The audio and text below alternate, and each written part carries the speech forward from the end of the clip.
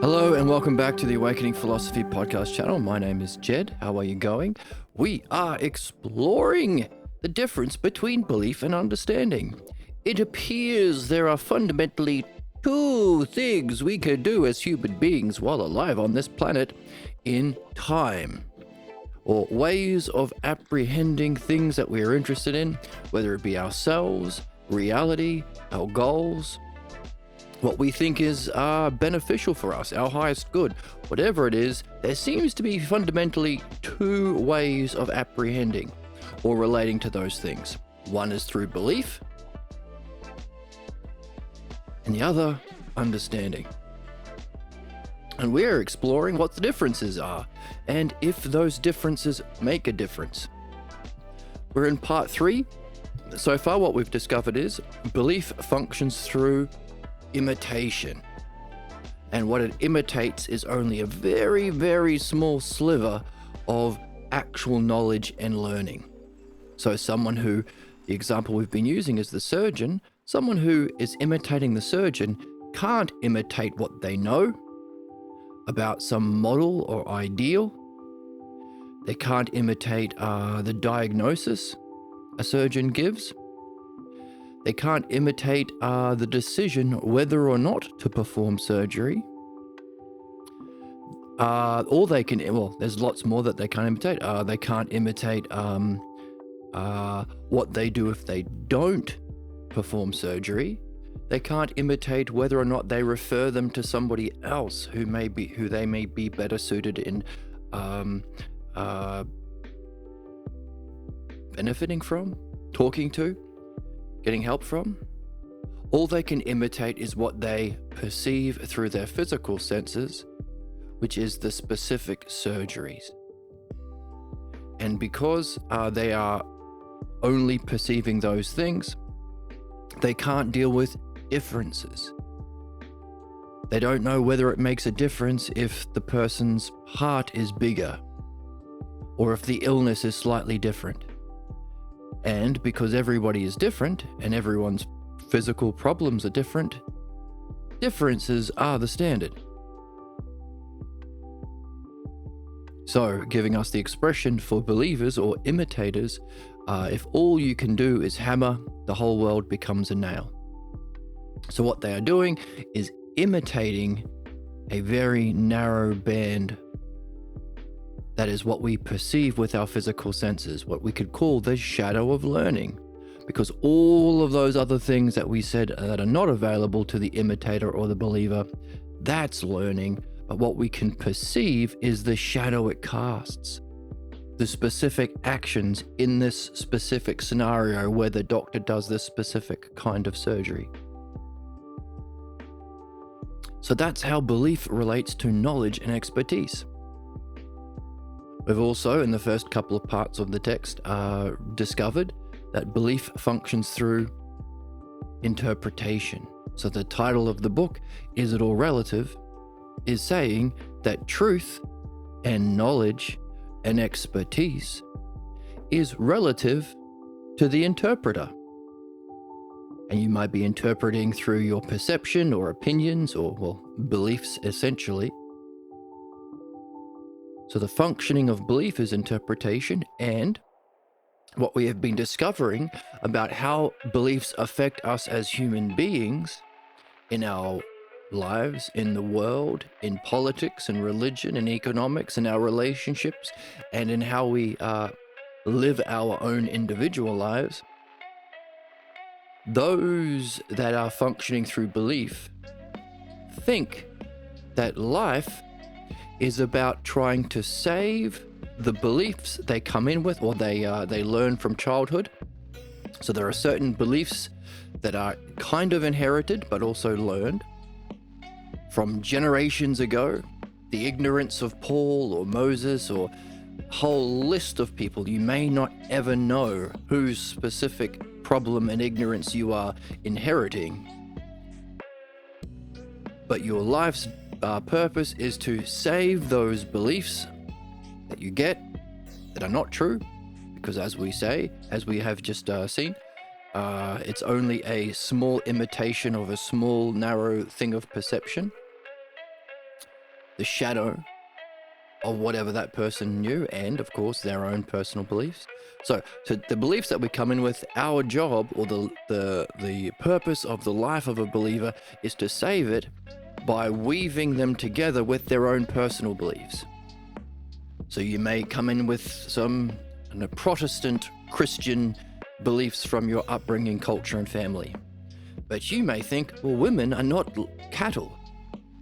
All of the other Protestants in my church think women are less than men, essentially of the level of intelligence of cows. I don't think that. So how can I tell a story that leaves out certain parts of the beliefs and adds in things that are not there, so I can weave my personal beliefs with the beliefs that I are born into? That's, of course, to add what isn't there and to leave out what is. That's interpretation. And that activity of trying to save the old through this belief activity of interpretation is called hermeneutics. And you can use that word to impress your friends. Now, there's another word. There's another word that you can use in place of hermeneutics: apologetics. Same thing. Only apologetics is usually applied to religion. But there you go. Hermeneutics is the official term. Apologetics seems to be pretty much the same. So that's the life of a believer. To be a good Protestant, to be a good whatever, Jew, Muslim, Mormon, MAGA, Nazi, whatever it is that is defined by beliefs. Understanding, we have discovered, is critical thinking. So there's no critical thinking involved with belief. So the biggest idiots can be the best religious follower, marching under the banner of whatever religion or belief system they grew up with, to kill whoever they're told to kill. And as we've been reading, that's all they can do. Because belief can't engage in critical thinking, engage in universal principles. So while belief is interpretation and the activity of hermeneutics, understanding is critical thinking, what we are learning to do by learning to read these texts, and can deal with sameness. So belief can copy the sameness of the narrow thing that they are imitating in the shadow of learning, while understanding can deal with differences and sameness. Only the sameness is the model. So understanding can relate to models, the whole of the subject and the ideal of the subject. And through understanding not only the whole of the model, but also its parts, you can relate to how those parts relate to each other and to the whole and to their functioning, and therefore deal with differences. So that would be the ideal surgeon. And so therefore, that brings us to where we are in the text. Benefit. We've seen that believers can only imitate. So their standard of excellence is harm. To be able to inflict the most harm. You need to understand how to fly a plane you have to understand avionics, aviation to fly a plane. You have to understand surgery to perform surgery, but any old believer can crash a plane or can kill a patient. So, as Harry has been telling us, as someone who is a believer himself, belief gives you an easy way to see who is for you and who is against you, and you need someone who you're against so you can sacrifice them or target them for the sadism, for the infliction of harm. And we can ask the question, well, the kind of harm you may be inflicting, who did you learn it from? Who are you imitating? As the imitator of the surgeon looked at what the surgeon is doing and imitates that as knowledge, who are we as human beings in the activity of belief imitating when we seek to harm other human beings? In other words, what is the root belief that all human beings carry from their childhood? that may manifest in this particular religion or this particular political affiliation or this particular capitalist sadism. But we all gather beliefs or develop beliefs from childhood that we have to address. So, without being able to do benefit, they take the infliction of harm, what believers can do, as the standard. So vice becomes virtue. And because it's desired as the model of the good, that's sadism. And that's, of course, punishment. And so it leads to human extinction. Because, well, the Nazis might be targeting the immigrants now, then it will just be the brown people, then it will be the women, then it will be the other Nazis. In other words, it's only division. That's all they can do, all believers can do. Because they don't have the model of unity to aspire towards. So that thing when all you can do is hammer, the whole world becomes a nail, when all believers can do is harm, that's all they seek to do. So we ask the question, well, if a single billionaire could solve world hunger tomorrow, why don't they? If religion could put an end to division and suffering and subjugation and slavery and sexism, why don't they? Why do conservatives only and always want to harm people, even their own voters? Well, we understand. It's simply belief. So, if there are two fundamental cognitive functions that we can participate in, what's the appeal of belief? Why is it so powerful? And by the way, what understanding allows us to do is apprehend not only the model of the healthy body in surgery or how to fly a plane in aviation, but the model of the soul, the model of reality, and the model of the self. The things that we want to do. We want to develop our soul into our excellence, the soul, the psyche that inhabits our particular physical form, mind, the intelligence itself that we share, the apprehension of that mind as a whole through understanding is wisdom. So to know directly the ultimate good, which is being described in the book as the brilliant light of being, pure intelligence. And of course, we want to go beyond that and ask the question, well, what's the cause even of that? The self. Or another question that can take you from the bliss of pure being or pure beauty, all of the highest descriptors, beauty, goodness, justice, pure intelligence, the whole of all of those things, or the model or the paradigm, take you from that to who is experiencing it or what is experiencing it. So these are all transpersonal questions. The ideal of the soul isn't one ideal for a Jew and a different for a Palestinian, or one ideal for a Protestant, a different for a Catholic. Intelligence isn't divided in that way. And of course the self, well, what would you be pointing to say a self is different? Only physical appearances. So these are transpersonal questions that can take us to principles and models and standards. So, two worlds. Believers in the world of shadows and appearances, and understanders, true understanders, you might want to call them dianoias or Platonic philosophers, because we're not understanding physical things, we're understanding the ideals that apply to the physical world, sure, but are transpersonal, beyond the personal, allowing us to apprehend universal principles, which we can then universally apply, while believers have one rule for thee and one rule for me. The Jews get to do the genocide, but the Palestinians don't get food. One rule for them, one rule for me. The billionaire class gets blah, blah, blah, blah, blah, but you get no houses, says the capitalists. The Epstein class get to blah, blah, blah, blah, blah, but you have to suffer and die, says conservatives or Nazis. So always division. Whereas understanding, no surgeon says this person has to die because he was the wrong color or because he was poor. Well, under capitalism, they say you die because you're poor, but actual doctors don't. No pilot says, I'm going to crash this plane because there are not enough billionaire Epstein class members. In other words, understanding can apprehend universal principles that are universally applied that can universally benefit. So there's our standards as good people or virtuous people or rational people, because we all benefit. Even the billionaires would benefit if everyone wasn't struggling to survive.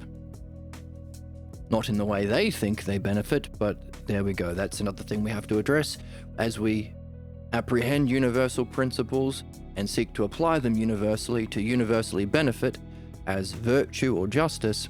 We have to also recognize what Harry is demonstrating, the counter-attack from belief. Because reason alone doesn't solve problems. There's the human element, which Joseph is pointing out as well, and Harry is demonstrating. Joseph as the dialectician saying, you know what, because I seek truth and benefit so much, maybe I ignore the human element, which is Harry fighting back. You're challenging my precious beliefs. You just want to hurt me like all of my other believing models. My parents just wanted to hurt me. My preacher wanted to hurt me. My teacher wanted to hurt me. Because that's the whole hammer thing. Believers can only hurt. If you're operating out of belief, you can't actually help. You can only hurt, and then if that's your model of excellence, there's the sadism, which is punishment, of course. No math student was helped in their apprehension of the model of math through punishment. No criminal understood why they were performing the crime, and no society addressed the causes of crime, which is fundamentally wealth inequality, by just putting people in cages or torturing them to death. Punishment is a sickness of belief. Isn't that interesting? So, human excellence is reached through the cognitive function of understanding, and human problems through the sickness of belief.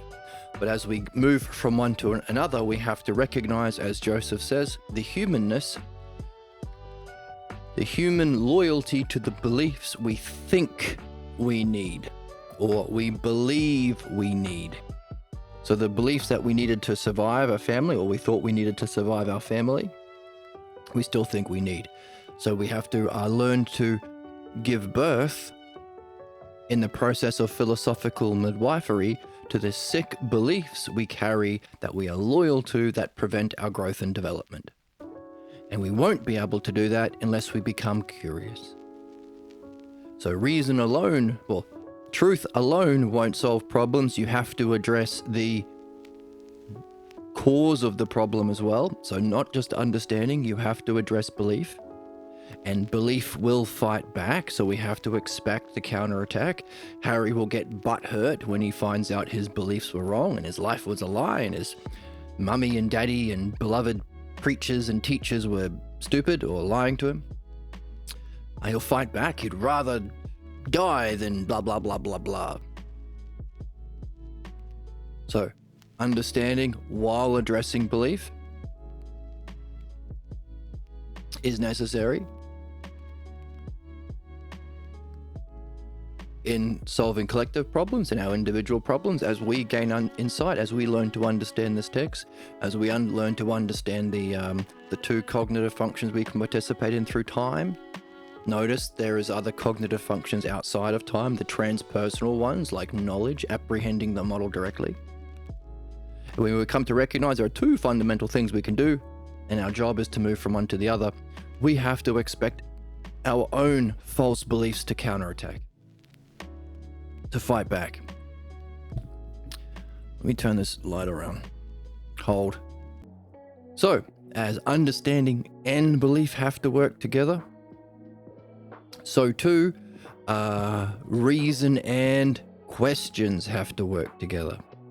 Because we won't be able to address those false beliefs that block us unless we are curious. So we have to develop or become impregnated, to use the analogy, with a question that we can carry and nurture, like somebody nurturing a baby within their belly.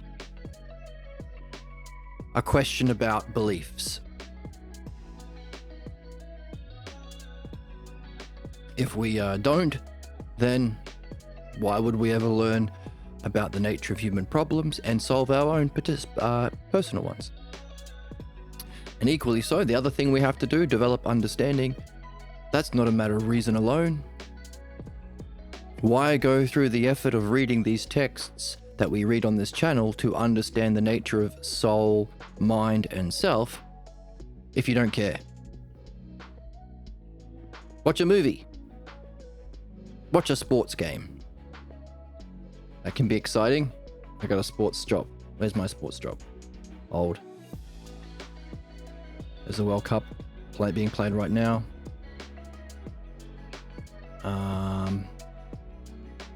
And we have a sound drop. In the final quarter of the ball game, you have to throw it in, and that's when it all matters. It's all up to that one moment. That's exciting. At that one moment at the end of the ball game. Why not do that? Why not? Oh, because I've got a question. I want to know what I'm supposed to be doing here. I want to know my excellence. I want to know how to be a good person. I want to know where I came from before I was born here, or what happens when I die. I want to know my own mind. I want to know what reality is. I want to know the reach of the mind. I want to make sense of my own most profound insights and experiences. I want to know what the self is. Any of these questions. So this is what we are learning is part of the process of human development Socrates calls philosophical midwifery. So that's where we are. Isn't that interesting? Yesterday or last episode, we asked the question, well, hang on a second, if there are two things, belief and true understanding, where does scientific understanding fit in?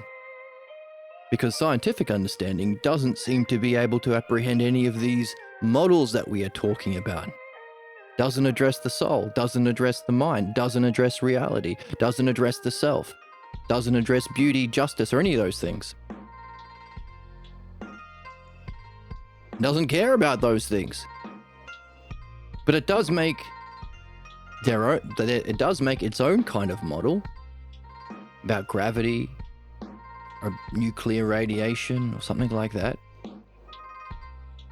Not through apprehending the model, but by tinkering with the parts, smashing parts together and see what happens, and isolating smaller and smaller parts so you can look at this part and see what it does.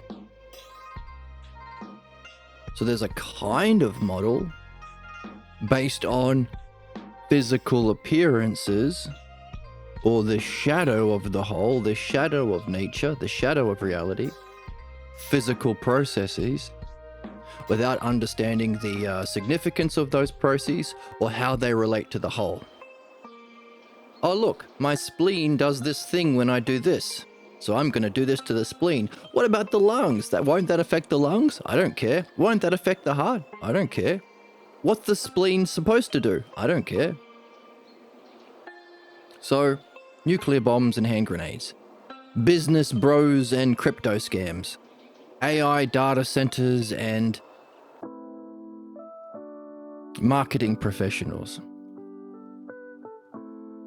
All of these things that our universities pump out that are actively destroying humanity and the planet we share, with no concern over whether we should be doing that or not. So it seems like scientific study is still belief,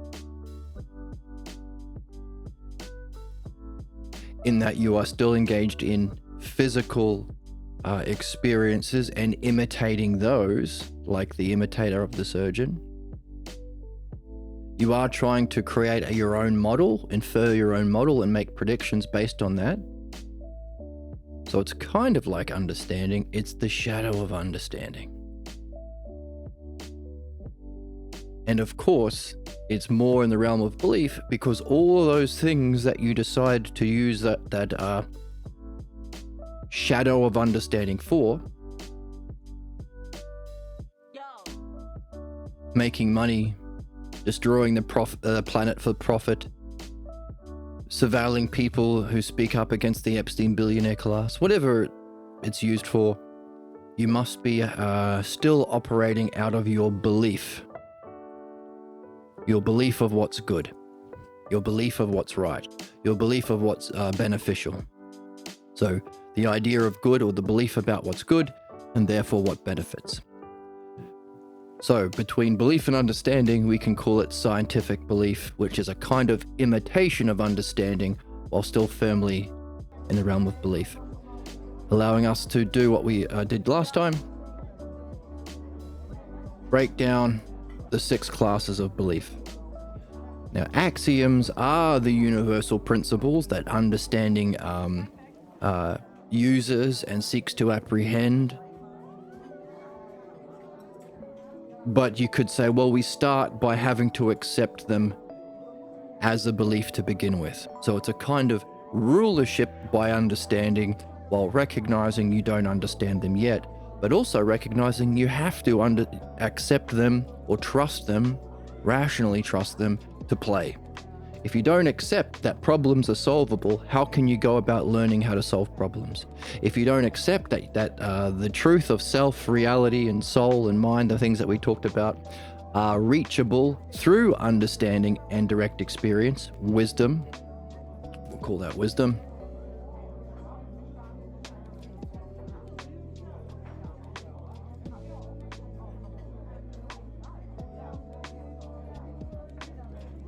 then why would you go about seeking to understand and know those things?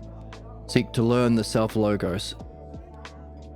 So those are the 2 things that we can do. We can be operating out of our beliefs or pathologos, or the self-logos. But to play the game, you have to accept them as an axiom. So that one stands up on the top.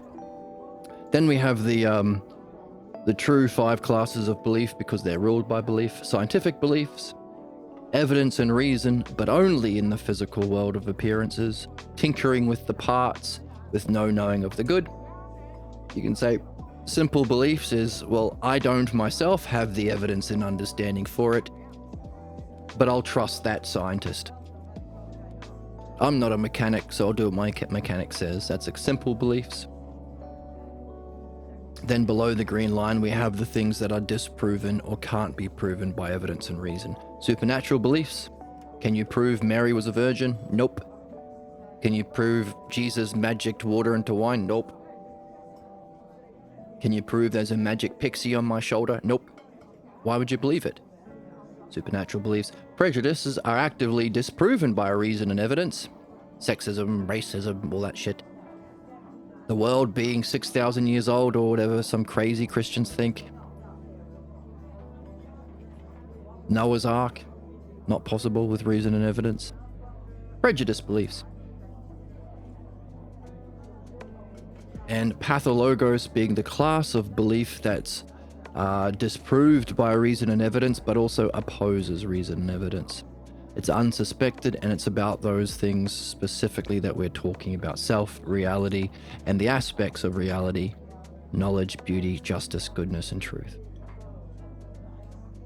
So we saw this is what we got from the Orange Book. So we can take, this is the map from the Philosophical Midwifery book. Philosophical Midwifery is being talked about in this book, so we could pull this model of beliefs from it, but let's take it with a grain of salt because it's not specifically in the text at the moment. What we did see is, because beliefs themselves operate in opposition to reason and evidence, we can call the idea that everything is relative to personal beliefs prejudice. There's no reason and evidence to support it. But it also, as we've been seeing in the text, someone who is motivated by belief will move the goalposts. Like, for example, a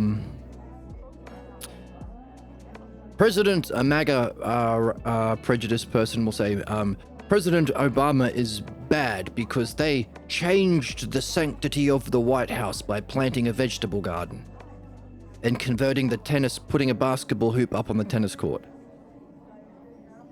That's the evidence, supposedly. But that when the Republicans completely destroy the White House for his ballroom, or put a UFC cage on the front lawn, then the goalpost moves. Oh no, actually that's not a standard anymore. So changing the evidence or selectively using the evidence. And of course, opposing reason. We've seen Harry fight, trying to engage in distractions, trying to leave or end the conversation, all sorts of undermining reason itself. Ultimately, it'll come down to conflict. So whenever you see someone reason with, like I saw an Instagram clip this morning of some Zionists defending Israel's right to murder innocent Iranian children because they could possibly have a nuke. The reporter says, okay, what's the reasoning or principle that Israel is allowed nuclear weapons, but they are not? And then, of course, the person got up and said, I'm insulted that you try to use reason. How dare you? This conversation is over. I challenge you to a fist fight. All this sort of... So this is how human injustice and savagery and inhumanity arise. In opposition, if human excellence is reached through reason and evidence, which is understanding, and as we're saying, not just scientific understanding, tinkering with the parts without any knowing of the good, but applying reason and understanding to addressing the self, mind, and soul. And of course, mind is also reality and all of its aspects like goodness and beauty. And using reason and evidence to address the shadow of those things, our pathologos beliefs, then we can see why belief, which functions in a divisive way in opposition to reason and evidence, ends up with this fascist trying to fight the reporter, or the Nazi sending people to death camps, or the conservative bombing children. Always the same. One simple cause, an allegiance to belief, which functions in opposition to reason and evidence applied to the model. So two realms: belief functioning in the realm of shadows, appearances in the physical world. So we have this better outlined in this greater map. Where is it? Here we go.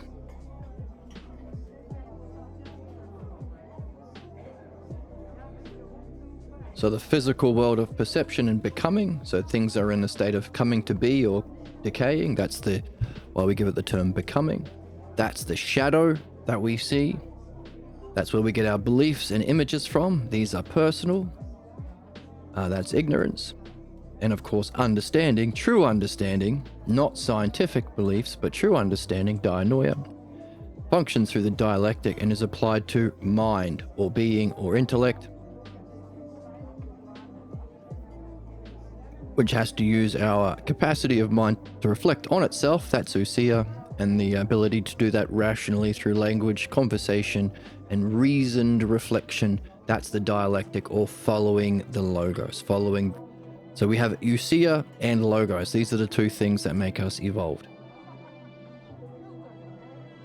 So two different realms. One in the realm of standards or models or sameness of the whole, and one in the realm of appearances or shadows or ignorance. One is the personal, one is the transpersonal. So that's where we are. And Elias says, I quite like this game. This is a kind of fun that I haven't experienced before. And Henry is getting a bit butthurt. Henry is saying, that's insane. Like, you need help. There's no help, actually. You need a straitjacket. Harry is saying, you need a straitjacket because I'm top guy. I know how to debate. Perverts. Let's be honest, perverts. He's a debate pervert. Debate weirdo. And Aaliyah is saying, they're completely lying to you. Yeah. They're completely lying.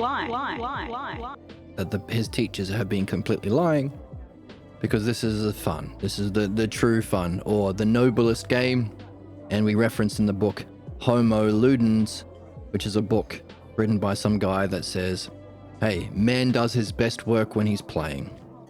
Only what we are doing here is play that is sanctified to the gods. Or as we play, even in the physical world, we are doing so with reference to the whole of mind. So We can call those the gods, if you want to be poetic about it. But really, it's with an eye to the model or the excellence. Kind of like a surgeon, when he diagnoses or does his surgery, he does it with an eye on the ideal body. So, Aaliyah's saying, I haven't played in this kind of noble way, the game that we play here on this channel. Also, I haven't seen anybody with the kind of philosophical pregnancy that's necessary, because reason alone won't deliver you, to use the midwifery analogy, yeetus that fetus won't deliver you from your false beliefs. You need reason, logos, and a curious open state of mind. Question. You need a question for your ousia, and reading these texts to get the reason to apply to your questions. That nurturing of that question is part of the game. Equally so, we've seen Harry maybe getting the beginnings of his question when he realizes that his dad always debated like a debate pervert, debated beliefs and argued and fought with people. But also he realized that his role within the family was to lose. So not only is he fighting with Aaliyah in his relationship and fighting with Joseph in this conversation, he's picking fights he can't win. Belief can never win. It's human ignorance and the nature of all human problems. Even when he's come to the conclusion that beliefs are bad, he's still defending them. He's stuck in a role of losing fights, losing arguments. That might have allowed his dad to cosplay the knower, his dad play his own belief-based imitation of knowing, defeating my son in debates like an ignorant fucking jackass. But very common, very, very common. Joseph is perhaps more developed in his question about his own false beliefs, saying, you know what? I'm not in that game. I have a love of understanding, philodianoia, but maybe I move too fast sometimes for the people. My passion to understand maybe resulting in me ignoring the human element of this game. So maybe his own problem, he's developing a greater nuance for removing his limiting beliefs and associated roles and way of being. Whereas on the other side of the game, we have Aaliyah becoming curious about what's above the green line, the transpersonal or wisdom. Her curiosity is, hey, I don't care about these scientific idiots tinkering with these or these chemicals to make nuclear weapons, or tinkering with these things to manipulate people through marketing or through physics or chemistry, or I don't care about tinkering with the parts. I want to know what they're parts of. What's everything? What is this reality we're in? What's it made of? And if you're not addressing that, what are you doing? Tinkering with these parts without knowing whether you should? Should we be digging these nuclear waste nuclear materials up from the earth? Is that good? Of course not. But why is it never asked in science? Even academic philosophy, they never answer. They don't do real philosophy. They just debate opinions. Should they? So this is a developing of her question of the higher kind. So the two kinds of questions. Question about beliefs and our specific beliefs, and the question about knowing and our specific idea of knowing that can elevate us. For Aaliyah, what's it all made of? For you, what's your question? What are you most curious about? Beauty, justice, reality, the whole of wholes? the model that Mother Nature has of the whole of the universe, the beginning, the middle, and end of all time, and how it's using that to create its tinkering of, not tinkering with the parts, but using the parts that we perceive in the physical world. The intelligence that it has to know that model. The whole of evolution, you could call it. Or how in this whole of the model of the universe, you have the aspects of sameness and difference that we have been talking about. It's got to come from somewhere. Which of these questions are you most curious about? And just as we don't have our problems, our false beliefs, our beliefs have us, so too we want to get to the stage where that question about our problem, or the question about knowledge, mind, or reality has us. That's called being stung. Because Socrates says it's like a stingray has stung you and you're in the middle of the ocean and you don't know what to say or do. You can't answer, as Theaetetus said in the book that we're reading. I can't answer it. I don't know what to say. I don't know what to do. I don't know anyone who would answer that question. I'm like, a stingray has stung me that I can't even talk. That's how paralyzed I am. But I can't get this question out of my mind.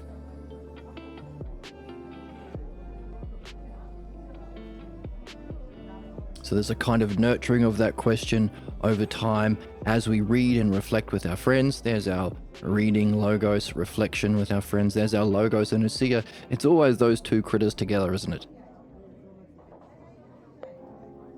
So as we nurture these questions, there is also a process of giving birth,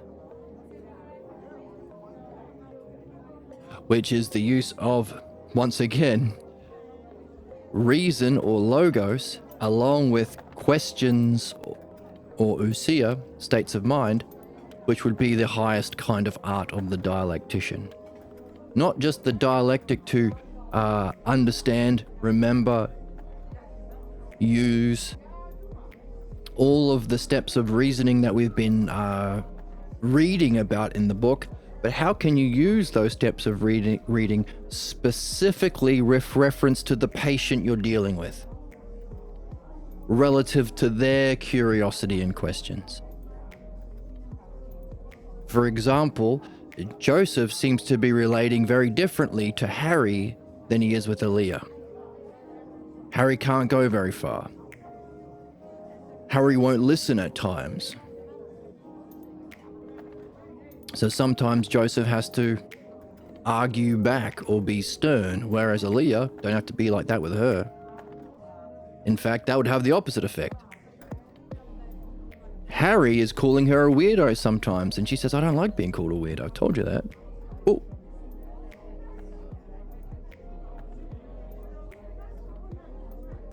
It's not how you use language with relation to that patient.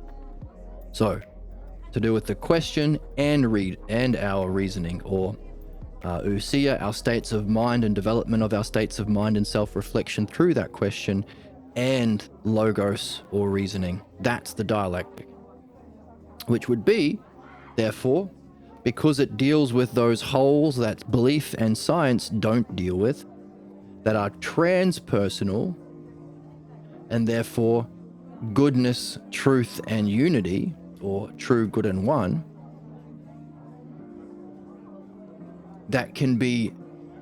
that's the same for everyone because it's transpersonal. There's our sameness of the model. And because there is the art of midwifery that can address the differences, the different level of ignorance or level of wisdom that somebody is in, the different kinds of beliefs or the different level of understanding and experience that they're dealing with. So it's the sameness of the model that relates to all people, plus can relate to all of the differences. We can ask the question, hey, could this be the knowledge that unifies all knowledges? Which is the question that Socrates asked of Theaetetus that made him curious and pregnant with a question. Or for us, our purpose. The art we're here to master, the art of all arts, And to go back to the start, we started by saying through time, well, we can say there is this out of time experience of knowing and this beyond time experience or encounter with the self. Through time, we have understanding or beliefs as the things that we can use. Dialectic would therefore be the art of understanding. As conflict, division, debate, sadism, interpretation, it's all relative to the interpreter, the non-art functioning of belief. Non-art because no benefit, only harm. So could that be the art we're here to master? Could that be the knowledgeable knowledges? Or the ideal sameness and differences activity? The dialectic. Have we been witnessing the dialectic in effect all through this book? So that's where we are. And then Aaliyah asks the question, hey, how does this difference between belief, including scientific belief, and true understanding, dianoia, not only how does it relate to knowledge, but how does it relate to benefit? That's the question we're on. Let's jump in.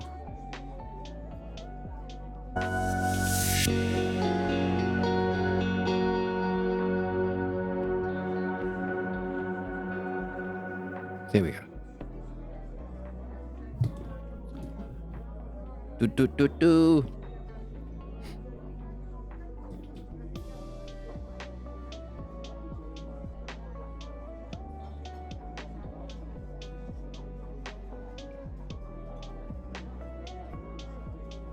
So let's jump in with the end of the exploration of where scientific beliefs fit in between belief and understanding.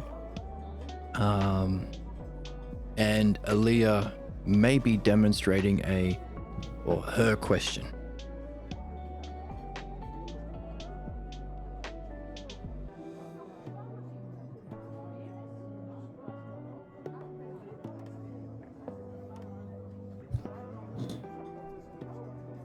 She says,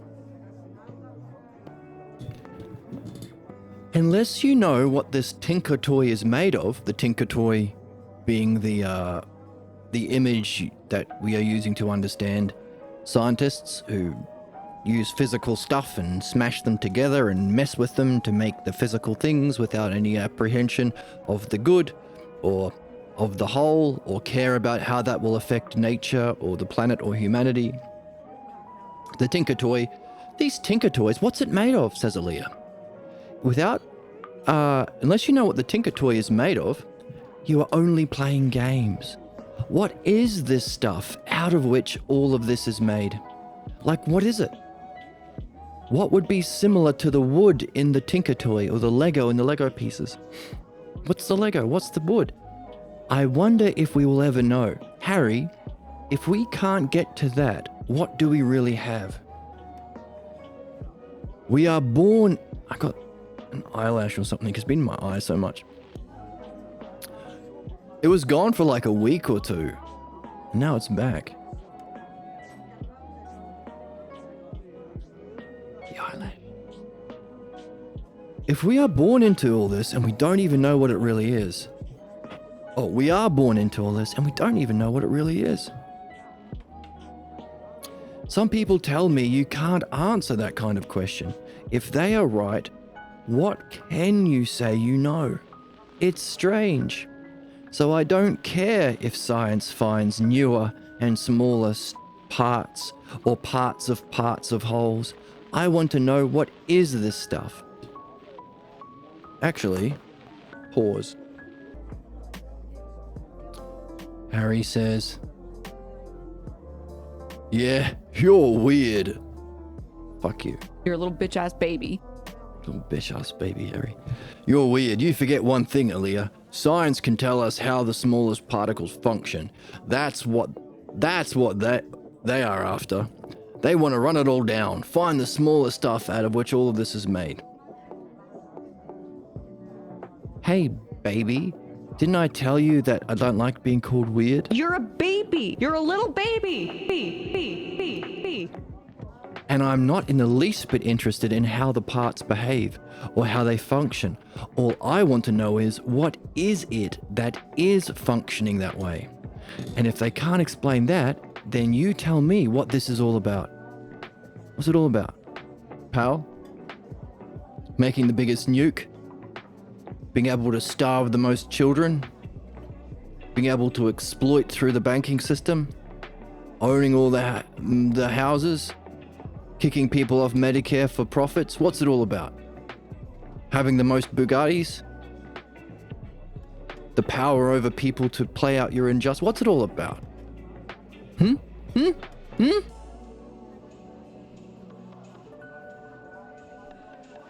Okay, so maybe you're not weird, says Harry. You have the right questions, says Joseph.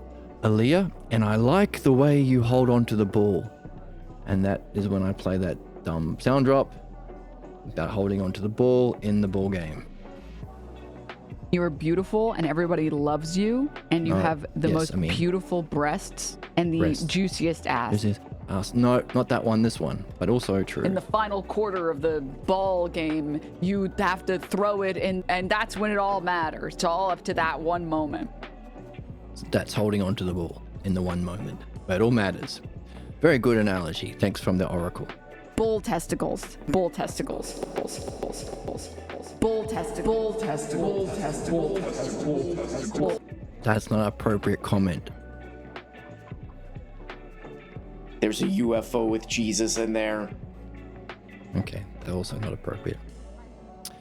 I like how you hold onto the ball, says Joseph. And Aaliyah says, thanks. Anyway, I sure enjoyed the chance of getting into this. It's a good game. Yes, it is a higher kind of fun, and it is clear that you have a good mind for it. Do you know what this play is called? The highest activity consecrated to the gods. Okay, then we talk about Hans Huizinga's Homo Ludens. And Aaliyah says, hey Harry, I was thinking about something when you and Joseph were talking. Do you see yourself as protecting the right to convince others? Like some sort of amendment to the Bill of Rights? Harry says, that's a phony question. Or haven't you heard of free speech? Look, if a doctor, lawyer, Indian chief, or anyone else couldn't convince others of the truth of their advice, they would soon go broke. Is that what it's all about?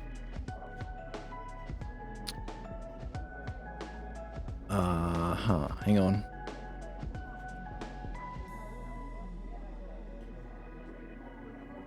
Pause. Maybe I didn't do as well as I should have done in this talk. But I got caught with the wrong example, and I couldn't get out of it. Why I stuck with the surgeon example, I don't know. But once I take a position, I go down with the ship. Even if it's not my ship. Hang on a second. Actually, now I think of it, my dad does that a lot. We used to argue a lot, only I always lost. Anyway, my point is, what I mean is, that the best money goes to the convincers. Money. And that's true today, as it was yesterday, as it will be tomorrow. So we'd have to ask the question, in the vein of Aaliyah's question. All right, those that can manipulate other people might be able to get money, but so what when you die? Money can give you an opportunity to play out your problems and injustice and beliefs on a greater scale, inflicting greater harm, like the billionaires, like the religious authorities, like the conservatives. Is that going to help you? What are we charging for this kind of reflection? At the moment, nothing from me. But you are welcome to donate to the channel if you like. So, But what's it all about? Is that what it's all about?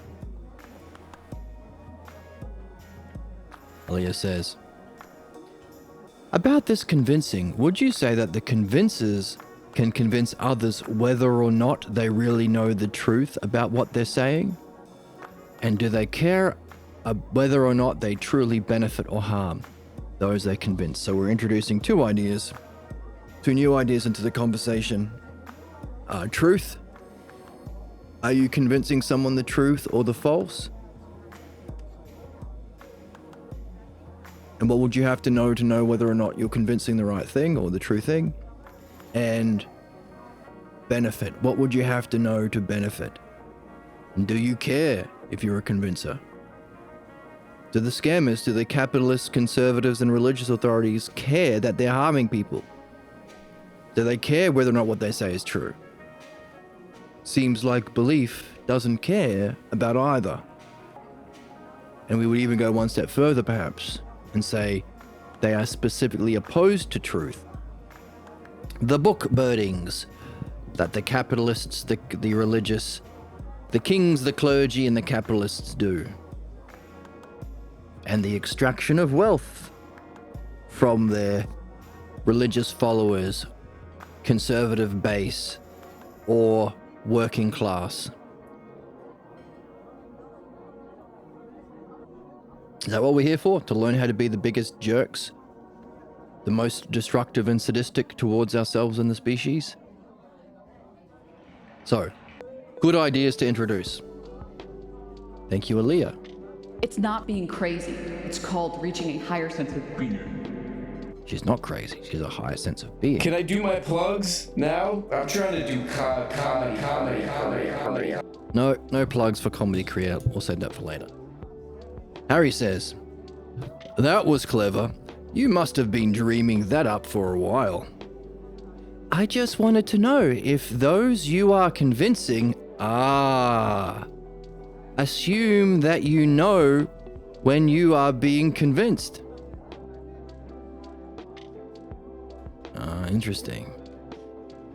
She made it relevant to him personally, to maybe make it easier for somebody in the realm of the personal beliefs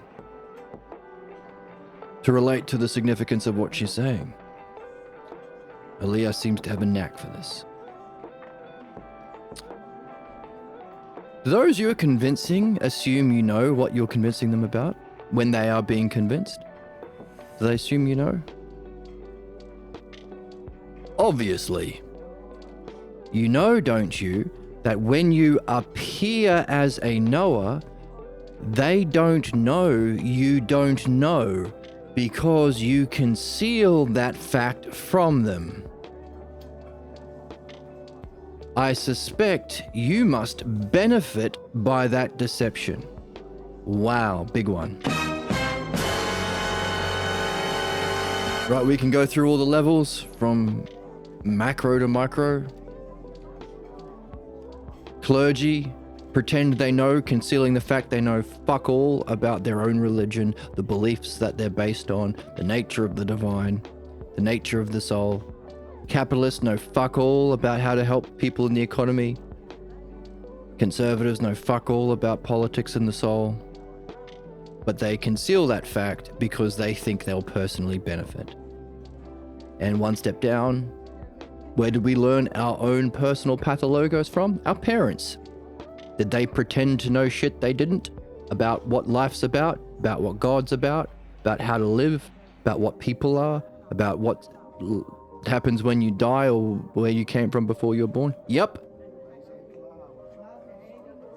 So we can say that parents play the king-priest role of the house. Or king-priest-landlord role, because they also have the money as well. Or own the means of production. They have the house and the stuff and the food that we depended on as little babies. So we could apply it to any level. Of course, we have to be aware of that if we are to address our own earliest teachers, to address our own false beliefs we've been carrying since childhood, which is necessary. Remember, we have to deal with beliefs and perfect understanding. But of course, we can see it very easily when it comes to belief-based groups in society or institutions. Hey, you conceal that you don't know because you benefit from that deception. All right? Business class, capitalist class, tech bros, finance bros, crypto bros. Anyway. A little strong on the language. By the way, very common. One way of escaping reason and evidence and self-reflection is saying, I don't like your tone. How dare you be rude, Donald Trump to any reporter. Listen, piggy, you're being rude, little piggy, with your questions. Any Israeli Zionist apologist. I don't like your tone, like the example we've brought up before. Any Nazi, don't call me Nazi, that's rude.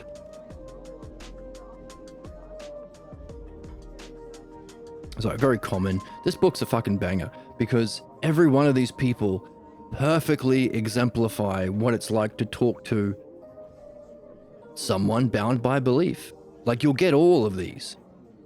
If you try and become a good person or develop into someone like Joseph who can use understanding, the dialectic, and then ultimately midwifery, you'll face from yourself, from your relationships, or from people, all of these things. Don't use harsh language. That's an excuse for me to turn off my brain and stay ignorant and stuck. Aaliyah says, then you're so she ignores that. So good for her.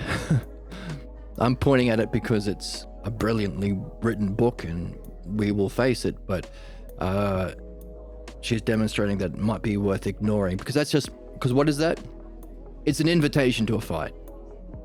Believers always have to start some sort of conflict to distract. That's why Fox News and all of these fascist, conservative, belief-based groups are all yelling at each other.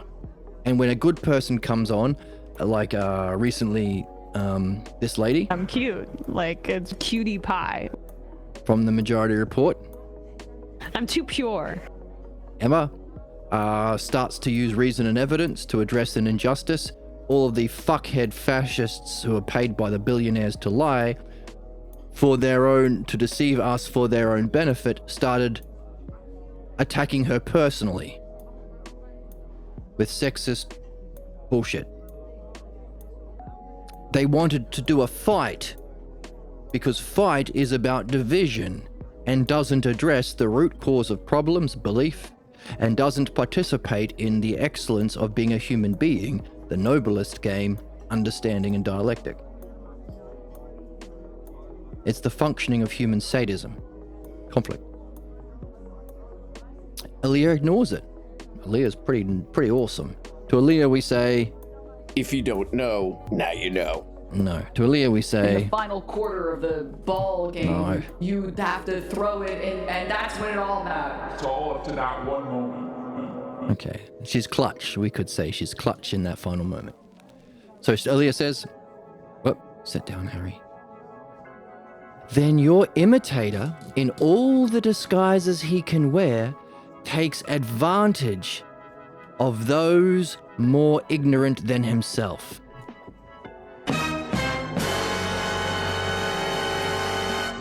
And by doing so, he seeks his own benefit. Bingo.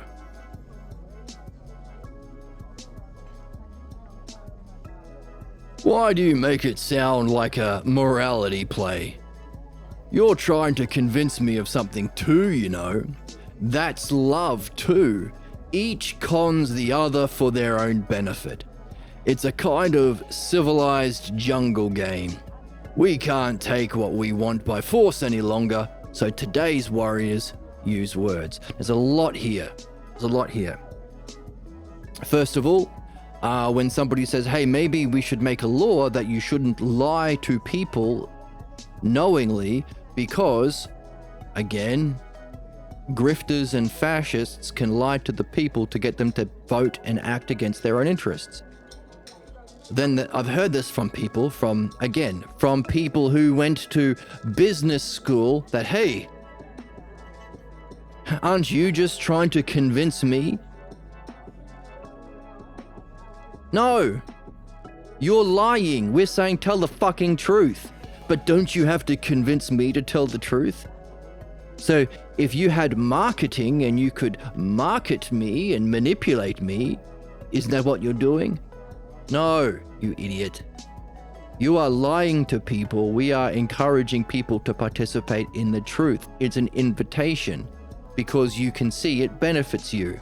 Liars, marketers, capitalists have to lie to say you benefit by doing something that you don't benefit from. You fuck. And they'll say, the one I got was, hey, aren't they lying to you by putting on makeup? This was before incels as well. See, isn't that just marketing? Aren't we all just marketing? No, you fuck. That's completely different. They're not trying to manipulate for their benefit, number one. Number two, they're doing it because they like the way that it looks for their own benefit or for their own desire. And we know they're wearing makeup, you idiot. You sexist, you incel, you fuck. Calm your fucking tits. Calm your tits. The next part.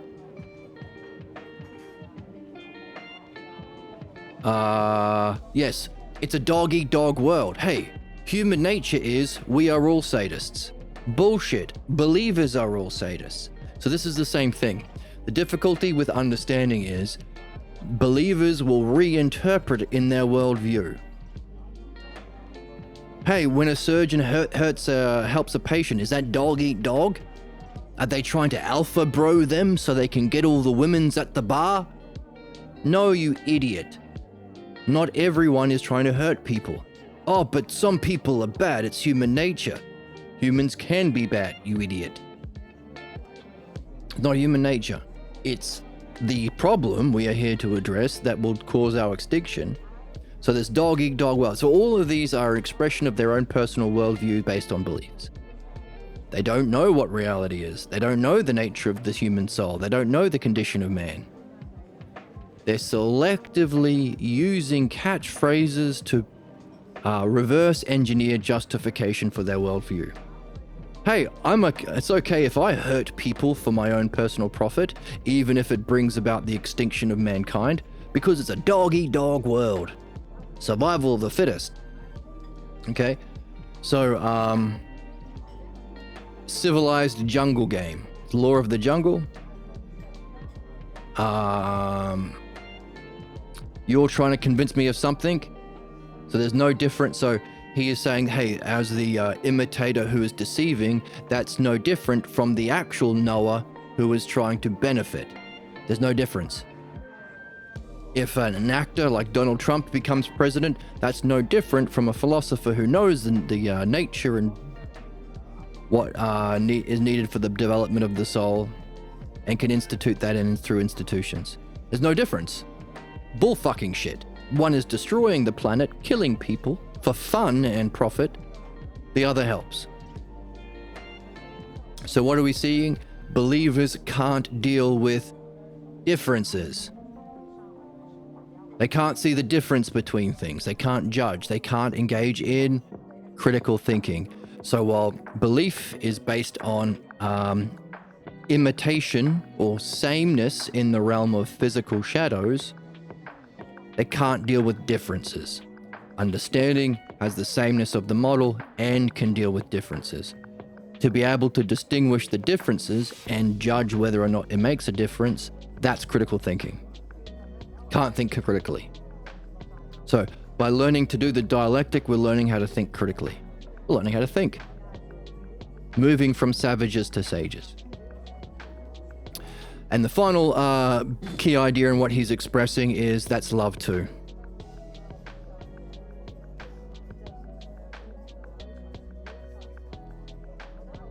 So, those whose relationship isn't built on and defined by and centered around a love of understanding will be playing in some way this sadistic belief game.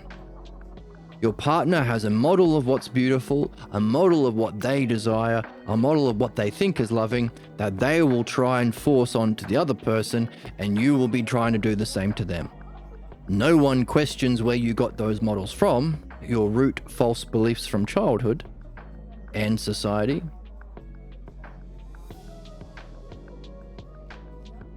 Only division.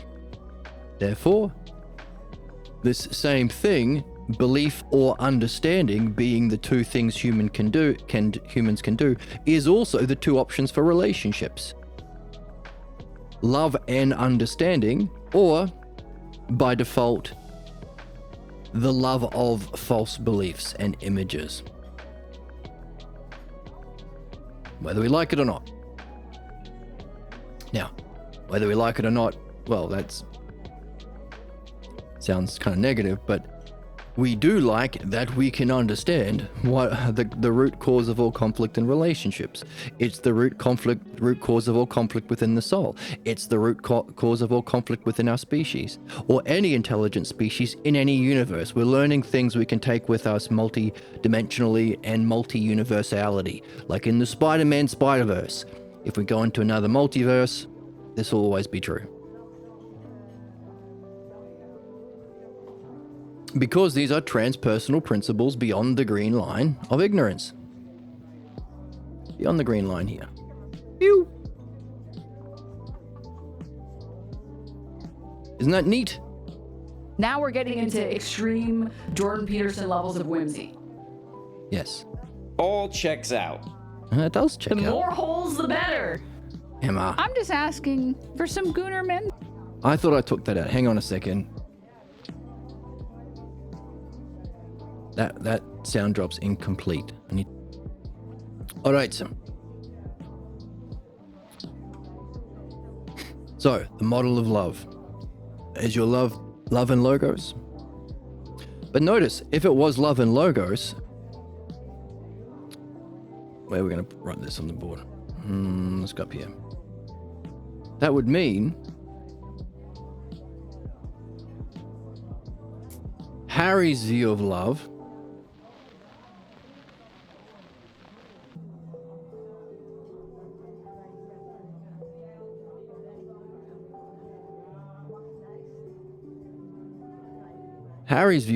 would be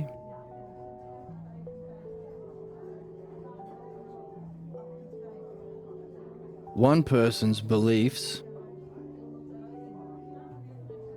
being forced on another person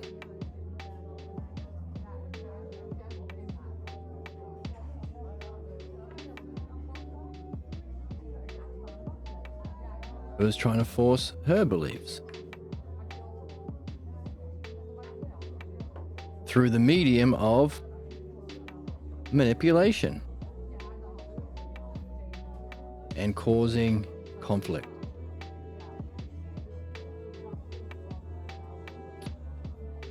Whereas the standard or the model or the excellence of human relationships would mean you've got someone like Joseph and someone like how Aaliyah is now after being involved in this conversation. I gave her no arms in the first one. How sexist. Oh my goodness. Please end kink shaming on your show. Sorry about that. Here we go. Give her some arms. Would be, because this down here, this is personal, whereas this would be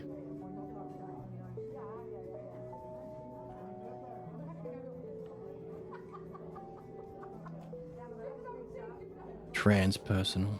So, through understanding,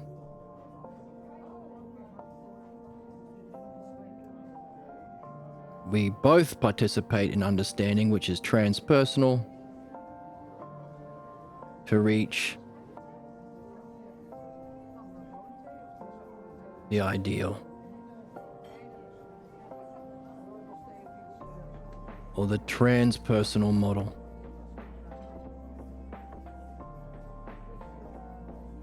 the model or standard, because that's the word in the book, or the ideal.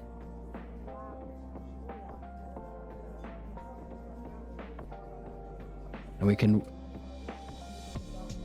so your relationship would be learning more about that and reaching that together. So that would be the third member of the relationship.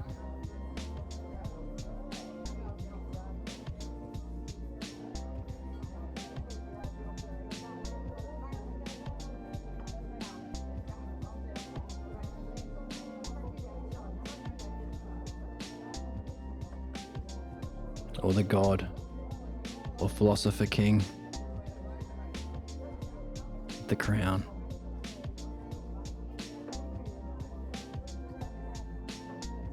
So there's three people in the ideal relationship. There's you, her, and the ideal.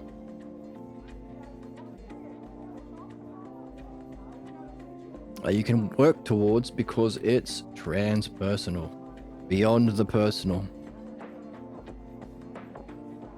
Transpersonal.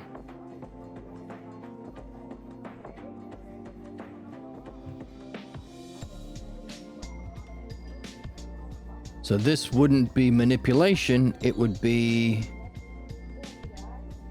the dialectic.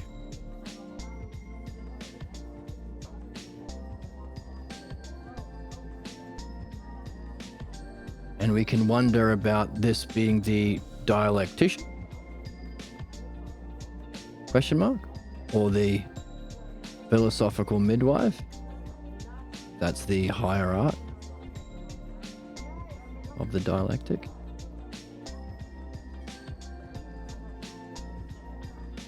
So Harry is saying, hey, this is what love is.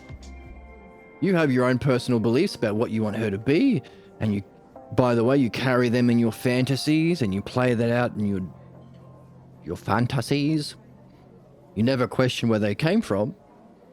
But the conflict in relationship is because you want her to be like your belief-based ideal, and she wants you to be like her belief-based ideal.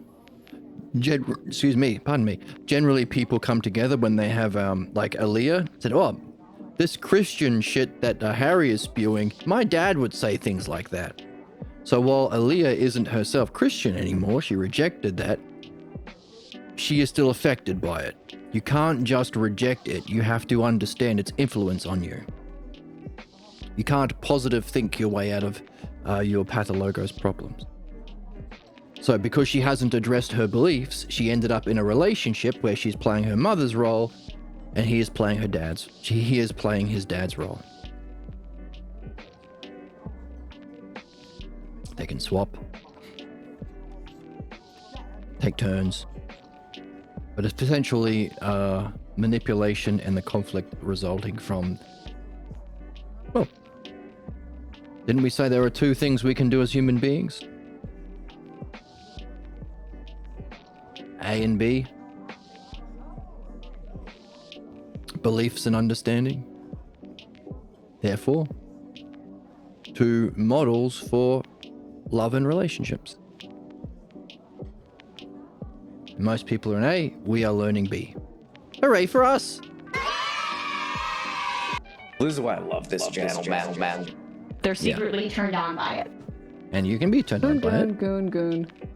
Gooner!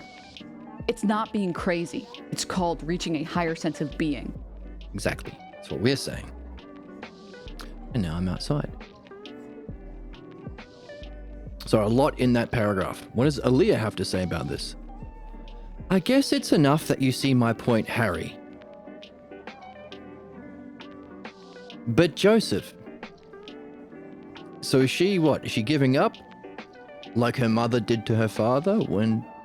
Or is she being like a midwife and realizing this is as far as he can go? I'm going to turn the conversation over to Joseph. Could be either. In other words, is she playing out her belief, or is she using a higher level of understanding, recognizing that understanding or reason alone isn't enough? There's also humanness, recognizing that Harry's belief is really bumping up against the reason and understanding, and he might not be able to participate. Could be either. And in a good relationship, by the way, that's the sort of question that these people could ask. Let's say we've shipped her with Joseph in the sequel.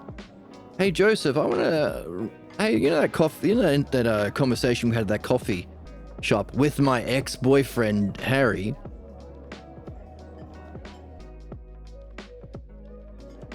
Wink, wink, because we've shipped them in together in the sequel. I'd love to reflect with you over a coffee or over lunch whether or not I was in my beliefs when I said, so long as you get my point, or whether or not I was functioning in a high way. If I was functioning in a high way, it's worth recognizing and reflecting on my state of mind and seeing how I was functioning from that state of mind. And by the way, if we can reflect on it together, this can be a shared ideal.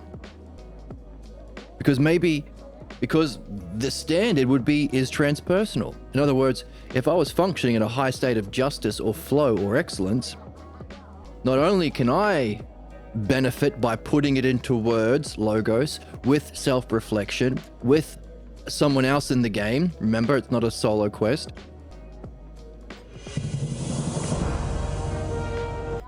But because the ideal relationship has a shared ideal, you also benefit. Equally, if it happens to be a problem, I will benefit in seeing more about my beliefs that I'm here. We're here to do two things: remove our beliefs and perfect our excellence. So if it happens to be a false belief that was limiting my functioning, I will see more about it and become more free from it. And likely you will have some relate to it in some way and can benefit from that. And also, maybe you can ask, if I'm ready to do some midwifery or do a dialectic on the root cause of that belief, why I was letting him off the hook like my mother did with my father. You can play the dialectician, which is our ideal, while I free myself from my beliefs. It's a win-win. Win. So we say, It makes sense. we do make sense. Hubba. I just want more testosterone Sure. to human body Okay. ratio, and I'll finally be satisfied. And if Emma finds that sexy, then good for her. Goon. Or, as we have a sound drop for this as well, we might as well drop it. There's only two options at the end of an argument. One, you're wrong, but now you always get to be right about that topic going forward. So you get to learn something, which is always. Two, you're right, and you get to revel in being right. It's a win.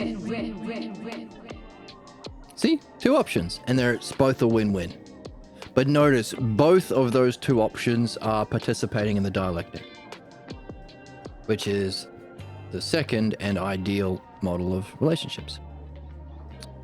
So, you could have this as a scene, this conversation, and if you do write a sequel, which you are being encouraged to do by the book, you could have Aaliyah and Joseph in this conversation before Harry comes in. The ex-boyf. Fuck you, Harry. Dumbass. Dumbass. Anyway.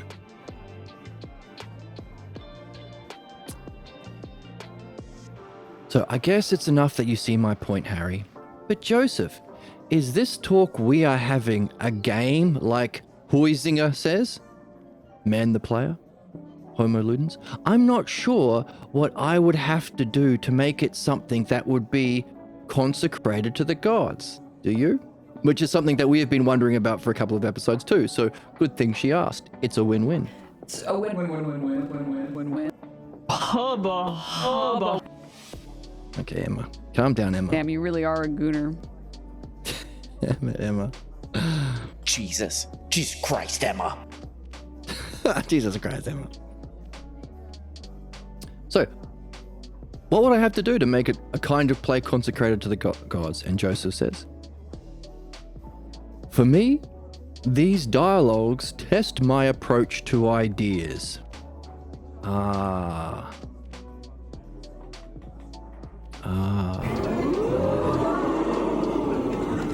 It makes me respect them. Don't like the word respect, but I get what he means. That's a different conversation, different day. And I guess often the word respect is used as a way of venerating your own personal beliefs. Hey, it's my belief that women shouldn't wear dresses, and you're disrespecting me by wearing a dress. She'll say, you're disrespecting me by wearing a hat inside. It's a way of taking your personal preferences, making them universals, presuming the other person should know what they are. You're disrespecting me by wearing the wrong colors in my hood. And implies wrongness, doesn't actually explore the reasoning, and usually is a precursor to conflict. So if you ever hear the word respect in a film or a TV show or a soap opera, count to 10. I guarantee, well, I don't guarantee, I bet you a nickel, that by the time you reach 10, there'll be a fight. Because when you project your beliefs on another person, which is this relationship here, conflict ensues. And the word respect is a shorthand for that. It's using manipulation. I don't like women who wear dresses, so I'm going to intimidate you, which is a form of manipulation, by saying that you are wrong for wearing a dress. It's not my own personal perspective and opinions and desires. No, it's an objective truth. You're disrespecting me by wearing a dress.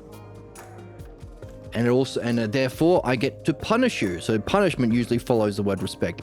If you're wrong by breaking my own personal bullshit, then I get to inflict punishment, which of course is the sadistic goal of belief.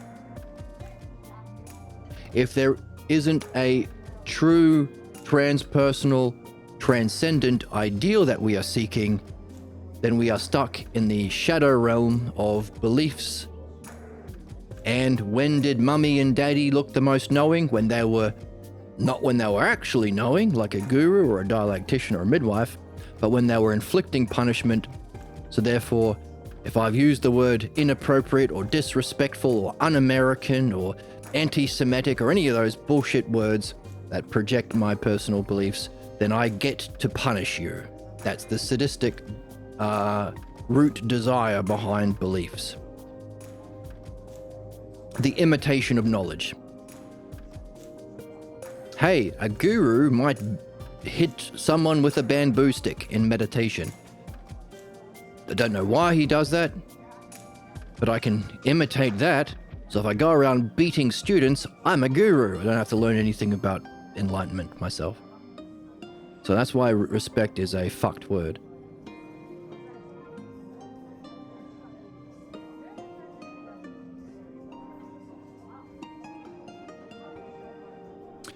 Now we can say, well, let's take it away from the way it's commonly used and use it in a really specific way to mean care for my human dignity. With an eye on actual true universal ideals. And nothing about implying wrongness, nothing about personal beliefs, nothing about the presumed violence, sadism of punishment that will ensue. But I mean, we've got to clean up a lot if we want to save that word.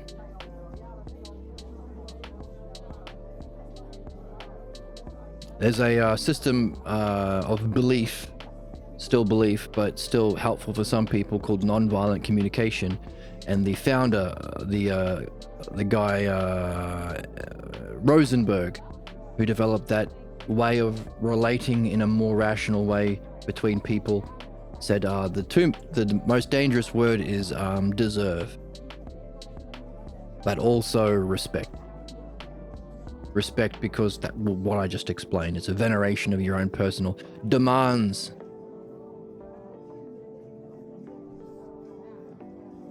The word deserve, and therefore you deserve punishment, follows. So those two key violent words go together for him. So that's a bit of a tangent, but there you go. These dialogues test my approach to ideas, and it makes me respect them. Oh, hello, welcome, Ocean. Same with the words civilized and civilization in terms of needing to clean up words. Yes, absolutely, absolutely. Right, it's a way of saying, hey, me as a white imperialist capitalist takes my own personal beliefs and say they are universal. It's what it means to be civilized. And these Greeks with their exploration of ideas through understanding, they're uncivilized, uncultured swine. It's another way of venerating your own personal beliefs, preferences, images, and vilifying the others, which is this relationship A, based on conflict, manipulation, the insisting of beliefs. Whereas we could say, well, if we wanted to clean up the word, true civilization will be this, what we're doing now. The rational model or standard or ideal of humanity, which would be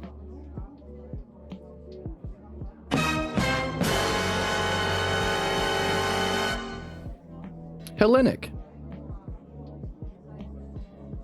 The Hellenic. Or Philodianoia, the love of understanding.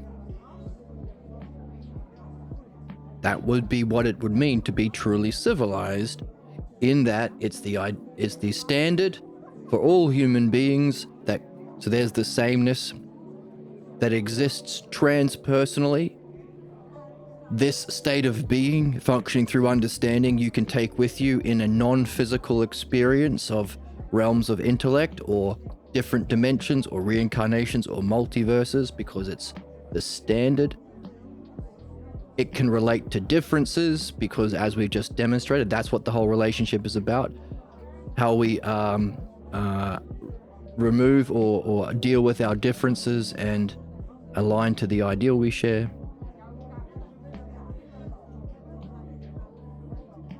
That would be being civilized. But yeah, we'd have to clean up the way it's misused as a way of projecting personal beliefs, which is kind of like what we're doing with the word knowledge. When people say it's all relative, knowledge is relative to personal beliefs, personal perceptions. We've seen by reading the first parts of the book, that's not true. You can't make a knowledge claim from belief. All you can say is, it seems true to me. And if you are making a knowledge claim from belief, you are being prejudiced. You're rejecting reason and evidence to insist on this belief as a standard of knowledge. When it's not. When true knowledge is a transpersonal model or standard or ideal, apprehended universally in mind, that is the source of understanding. So understanding works both ways. Understanding is how we reach our knowledge, but also the aspects of understanding, the structure, the terms, whole, part, same, difference, whatever you want to understand. You'll understand it as the same as some things, different from other things, whole and part, whether or not it's beautiful or ugly, just or unjust. These are all the aspects of that model. So understanding itself, to go back to our map, understanding itself is the non-physical or being or mind or essence of reality activity derived from the model of knowing. So understanding is the activity, knowing is the model. Just as in ignorance, image thinking, woman shape bad, brown color bad, says a racist sexist, is the activity that people function through from their beliefs, the activity of the model. So we can say ignorance is a kind of shadow of wisdom. So yeah, good point. And now I'm outside. Don't be disgusting. Sorry. So disgusting to jump out the window.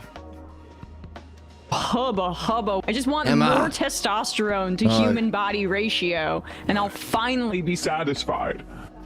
Such a goon. Goon. So for me, these dialogues test my approach to ideas.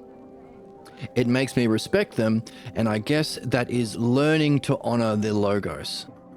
Nice. So we honor the logos by following the logos.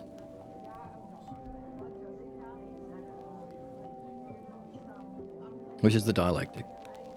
So, different approach to relationships. For believers,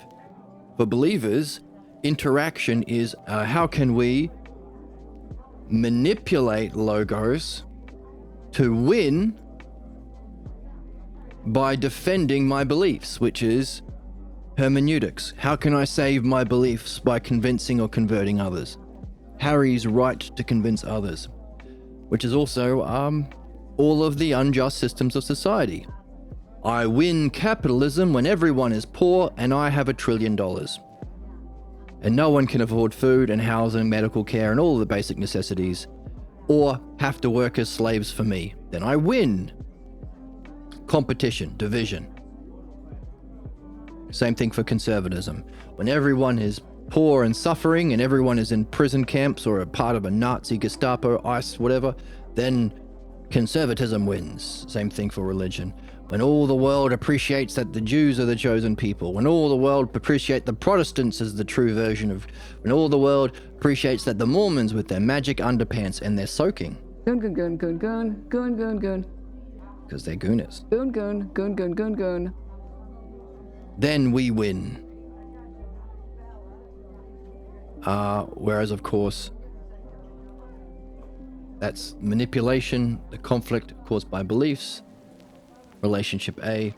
What we are seeing is the true game that we are here to play is test our understanding of the true model and ideals that we are apprehending or experiencing directly in our peak experiences or transcendent experiences or bliss or brilliant light of being experiences above those lines of mind or self. The transpersonal. So the experience of knowing or wisdom and the experience of self, the true, the one, or the good. So to test your vision and understanding together with others in a way that isn't competitive, but benefits you and them, because you're both equally in the dialectic. You're both equally, you and her, or whoever you're talking to, are both contemplating the ideal, be it beauty, justice, whatever it is you're talking about, whatever your vision was or your understanding is from the books that we read. You're both contemplating it and perfecting your understanding. It's a win-win-win. Win-win-win. That one's perfect and exactly the case. Thank you. So, life as a way of testing our vision and understanding of the transpersonal standards and ideals versus, which is loving relationship B, whereas the understanding of life as trying to manipulate through power and money and abuse of language through lying and bullshit and intimidation to create conflict by trying to insist on your beliefs. Dialectic versus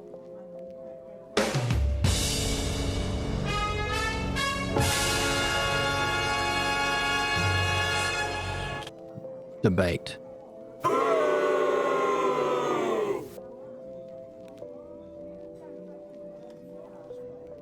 Debate weirdo. You're a debate weirdo. Perverts. Let's be honest, perverts. Debate pervert. I'm a debate pervert And I have an axiomatic of the Bible. All right.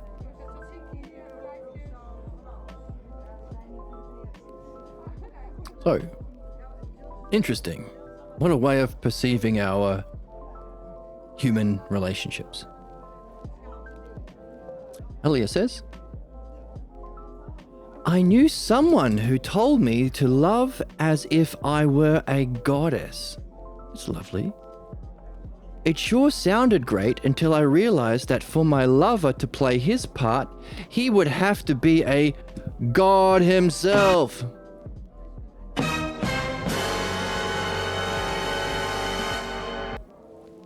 And of course, what we recognize is these expressions of God, and once again, a word we have to clean up because of the people who've bastardized the language of God, religious people, belief-based people.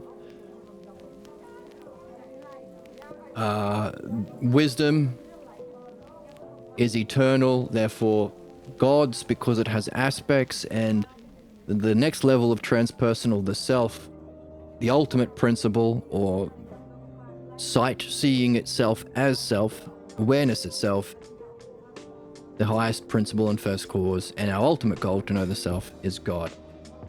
So if we want to love like gods and goddesses, we would have to be participating in dialectic, because we would be contemplating the aspects of mind.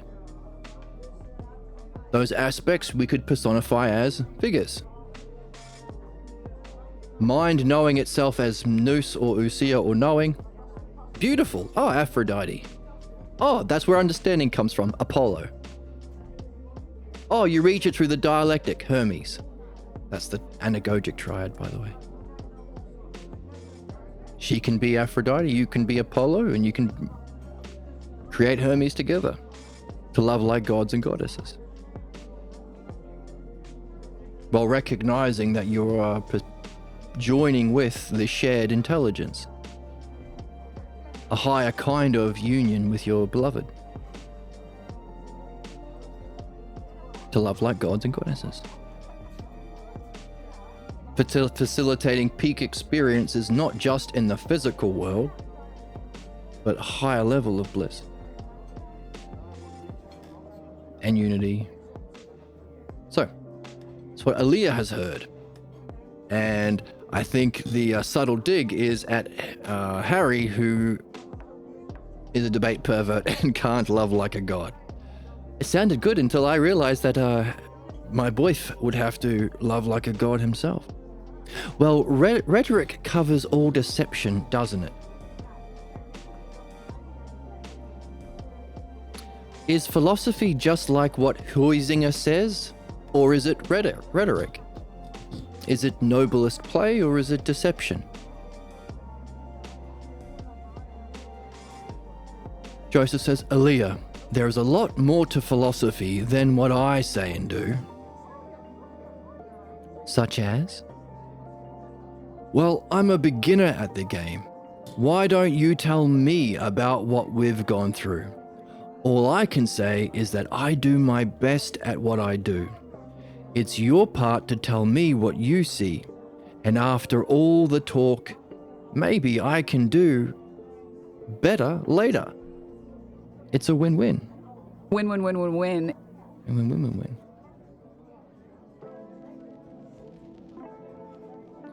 How long do I have to go before the end of this part? Oh, a little bit.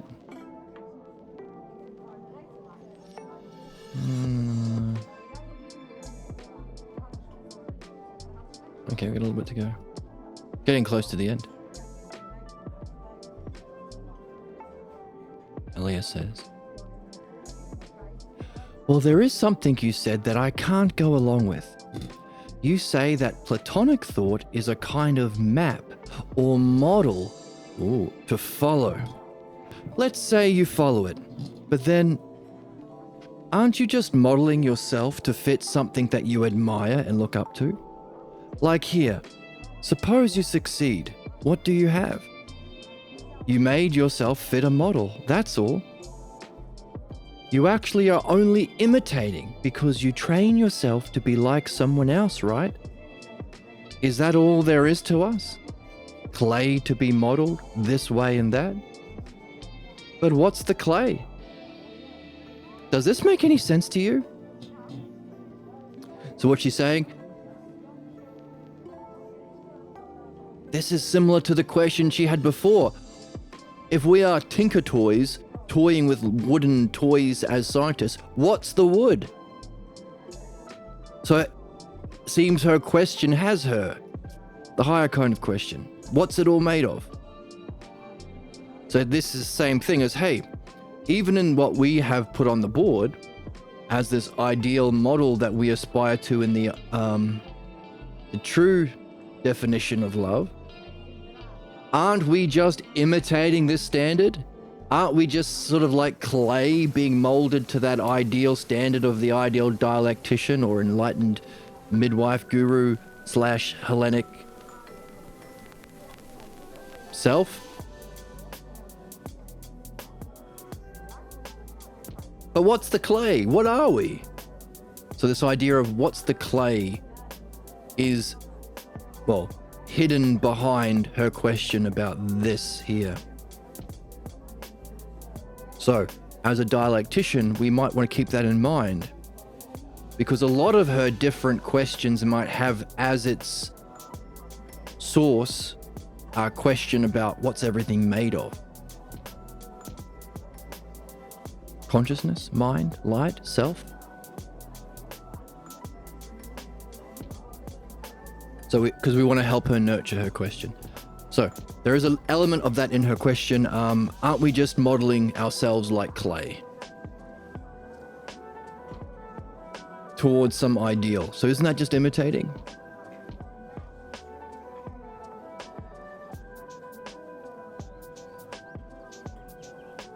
She's ignoring what we have on the board.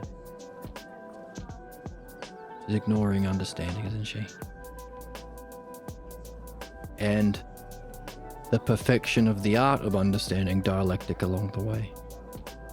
But she doesn't have access to our blackboard.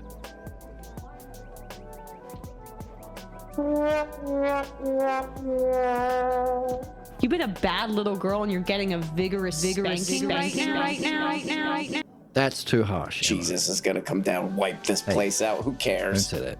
Hey, don't say that. Don't be so sad. Get the fuck out. Come on. Calm down, everybody. Everybody calm down. Does this make sense to you? Aren't we just modeling or imitating ourselves like clay to this ideal? Joseph says, you have an interesting way of expressing the problem of the self with a capital out. The self? Wait a minute. Not yourself or myself. The and self with a capital S?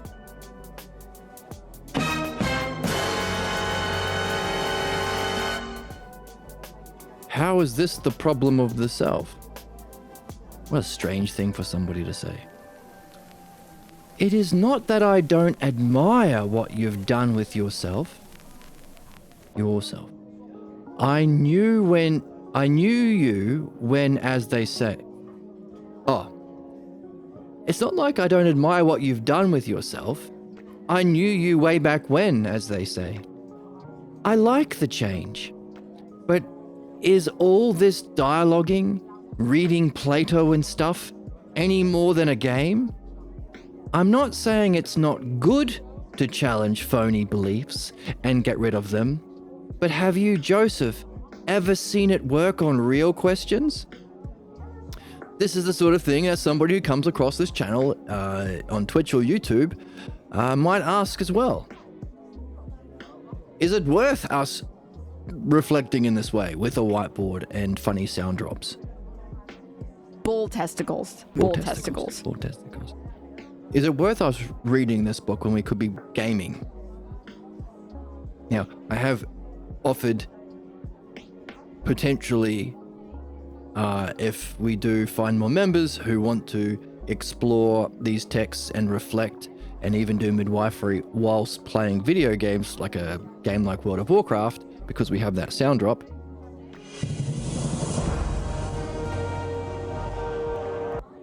We could do that for fun and to make it, to share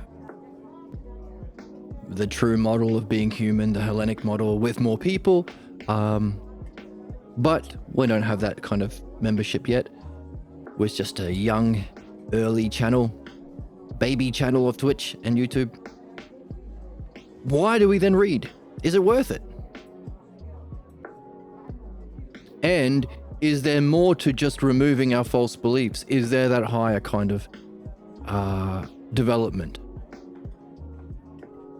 So what's she seeing? She's still relating to appearances. She thinks it's still imitation. We're imitating a model, not transforming ourselves. Also, all she can see is what Joseph is doing. She can't perceive his state of mind or his higher experiences. She might only be able to recognize that when she herself reaches those states of being, insight, mind, reality, etc. The same problem of the imitator of the surgeon, maybe. All the imitator of the surgeon, the apprentice, can see is what he's doing.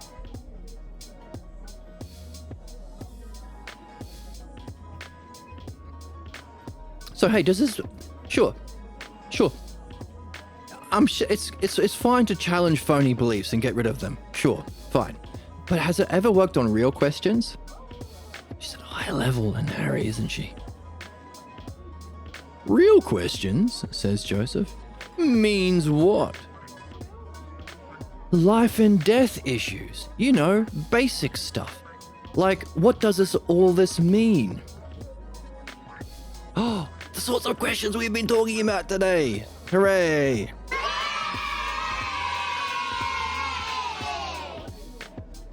Sorts of questions we've been talking about. Like, what does all this mean? Have you ever heard a good answer to why you are here? Now, please don't play games with me. Like a fucking Buddhist who says blah blah blah, why does the wind blow, or what's the sound of one hand clapping? Don't fuck with me. Like people who might not even know how to answer those sort of questions, because those are traditions that might have insights, but they don't have understanding, and therefore might not be able to dialogue or interact beneficially. Don't mess with me. Now, all that wasn't in the text, but as someone who's been in this game for a long time, this is a common thing.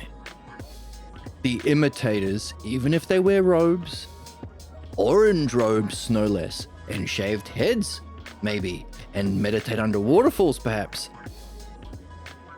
doesn't mean you have anything other than an imitation. It comes down to your understanding. So these koan-like questions. Yes, but what is the sound of one hand clapping? Yes, but who's asking? Yes, but if the breeze blows, does it blow up or down? Blah. These can be really off-putting to people who actually have a question and want help on developing and answering their question. Good thing we're not interested in imitation up in here. So, anyway, that's a little bit of context. Maybe. Hey, don't play games with me, says Aaliyah. Have you found any good answers? I've seen you have the knack for asking questions, but do you have answers too?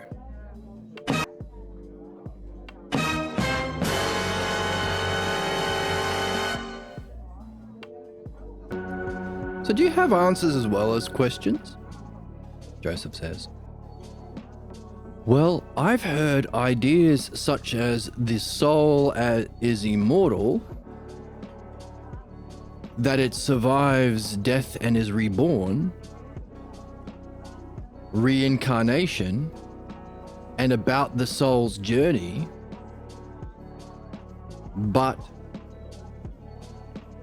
Harry jumps in. By God, you've got him, Aaliyah! He's dodging! Wait a minute. I'm not dueling, Harry, you fucking debate pervert, you belief bitch. Debate pervert. You debate pervert. Don't be disgusting. Debate weirdo. Debate weirdo. I'm not dueling. I actually want an answer that makes sense right here and now. I don't care if it's from heaven or hell or Plato, but it's got to make sense. Not in some next world, but right here. Not this what spiritual people say, well, maybe you'll see Jesus when you die, who the fuck knows, give me your money and pray then get on your knees in front of me. None of this fucking shit. Right here.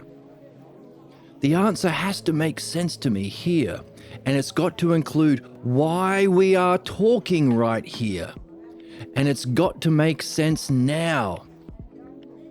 So forget about heaven and hell and reincarnation, because they don't answer that problem. She's showing us what it means to have a question. You don't care about bullshit, all the stuff. When we've had chatters come in and say, well, actually, my opinions are good, actually, because opinions are good, because you say they're bad, but that's your opinion. We try and make it meaningful. Hey, when you break your arm, do you care about some hobo's opinion, or do you want the understanding from the expert? Does it make sense? Do you want your cousin imitating what a doctor does, or do you want the person with actual knowledge? When it matters to you, when you're on the plane, when you're hiring an architect, does 2 and 2 equal 4 always as a universal principle? Because the house will fall down if they use their own Terrence Howard made up phony crazy math. But what do we do? Well, what do 99% of people do when you introduce a question that makes it significant and meaningful? When you are Obi-Wan Kenobi saying, hey, Luke Skywalker, I know you're comfortable on the moisture farm, but there is a significance here. The universe is in peril. Hey, Harry Potter, you're a wizard, Harry, or whatever. You're a wizard, Harry. The introduction to the archetype of the call to adventure on the hero's journey. What do most people do? They run.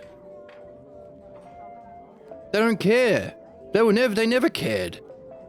They wanted to appear knowing like their dad did or their mum did by shitting on good things that we are doing or that other people are doing. The trolls, the haters, the sadists, the believers, it's always the same. It's always that same model here, model A. Beliefs, 99% of the people, which is why humanity is where it's at. Because our institutions teach this. Teach the sickness. It takes a special kind of person to be interested in actual understanding and to care enough about something to actually learn that there is a structure and practice and skill and eventual mastery of an art of thinking, of answering questions. But why go through learning how to answer questions, the dialectic, if you don't care about a question? Aaliyah is demonstrating what it means to have a question you care about. She doesn't want bullshit like, who knows? Like every single, apart from the author of this book, every single philosopher that I've seen anywhere, on YouTube or in real life, have always just passed off bullshit as though it was knowledge. Well, maybe there's the good and bad, but who knows? Maybe genocide is bad, but isn't that, well, what can we do about it? Nothing, oh well. Maybe in heaven we will know what God is, but how can we know the meaning of life? No one has come back from the death. Bullshit! You can. Stoicism. Everything is just physical, but I'm going to use the language of philosophy. Debate perverts. Hey, what if it's your family that's being bombed by the capitalist imperialists? What if it's you who've been genocided by the religious? Or ushered into concentration camps by the conservatives? Or starved to death by the capitalists? It's always the fucking same. It's always only belief.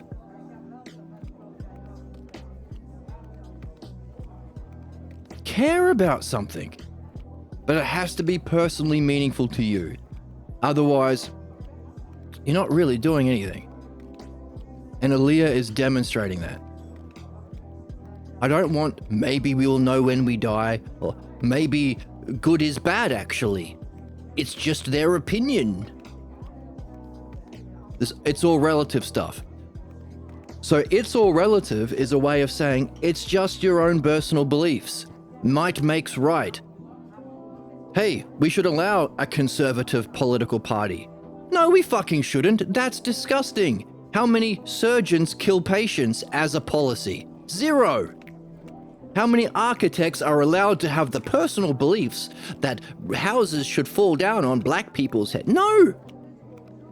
It's fucking insane. We live in an insane world simply because some people fail to judge the difference between beliefs and understanding. That's it. That's all it is. That's all it ever is.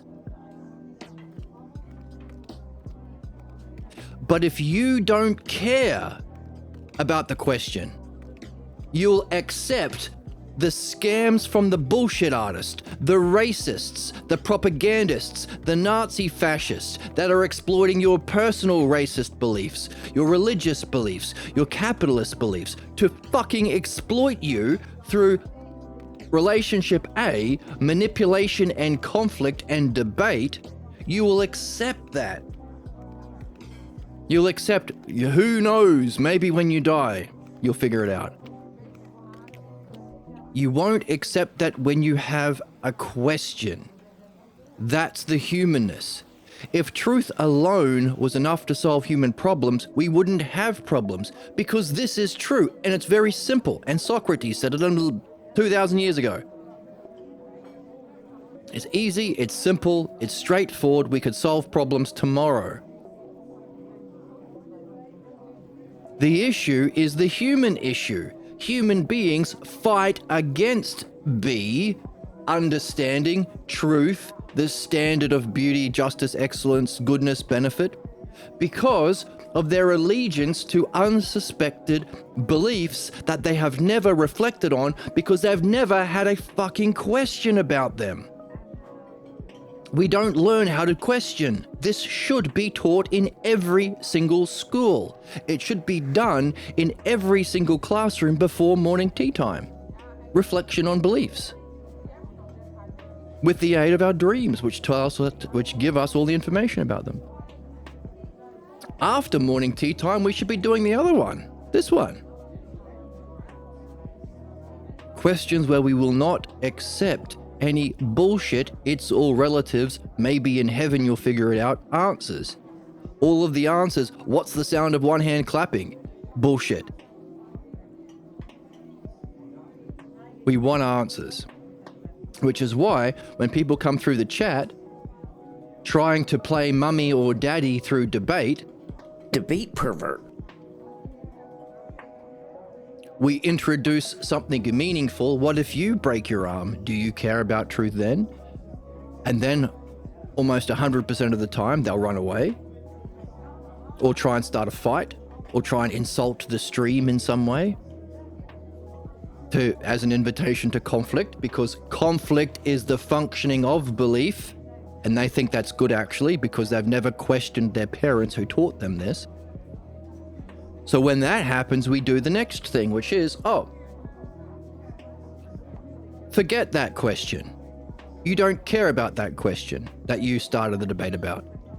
What do you care about? Tell me about you. Tell me about what you care about. Do you want to master music or math or become a chef or a doctor or something? What's your goal? Now, ideally, we should be asking, hey, we read texts in this stream. Just as like Warcraft streams play Warcraft, Valorant streams play Valorant, Resident Evil streams play Resident Evil, philosophy streams read and learn how to read. Which one of the books that we've been reading on this channel over the past couple of years are you reading? That you want to master. So either a question about a text, a question about their personal goals, or like Aaliyah, a question about reality, knowledge, self, soul, any of the transpersonal questions. Because now you care about it. Now you won't run away. In fact, when somebody else tries to run away, you won't tolerate it.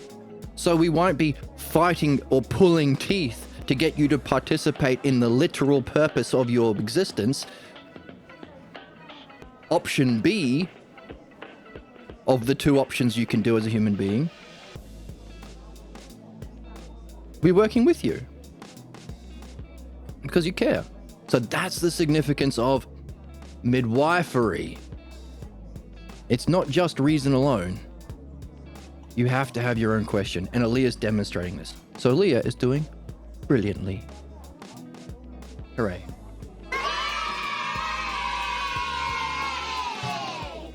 So, I'm not fighting, I'm not dueling, I'm not doing debate pervert stuff. I'm not going to accept a bullshit answer like maybe in some other life you'll figure it out. I want it here. And it's got to make sense of what we are doing here. If this is the noblest game, if this is homo ludens, if we are doing, by exploring ideas through the dialectic,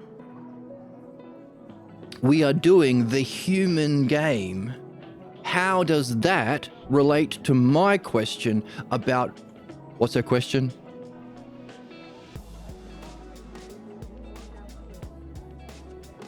What does this all mean? Why are we here? So she's got a couple of questions. What's it all made of? But what are we doing here? And what does it mean? So there's a few great questions that she has. So it's got to make sense here, not in some next world. And it's got to make sense, it's got to make sense to me here, and it's got to include why we are talking right here. It's got to make sense now. So forget about heaven, hell, reincarnation, because they don't answer the problem. Hooray. It's not being crazy. It's called reaching a higher sense of being. Exactly. Higher sense of being. Joseph says. Of course it does, Leah. Your life is your karma. Okay, you better explain that word. Your present moment of existence is the result of all your present and past thoughts, feelings, and deeds. Okay? Your present moment of existence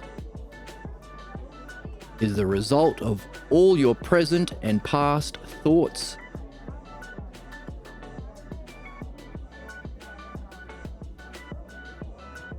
feelings, and deeds.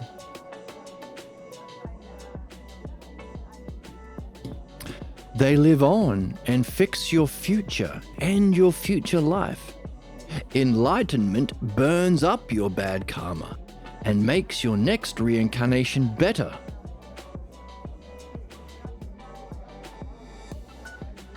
Or it may even, if it's deep enough, take you off the wheel of birth and death altogether.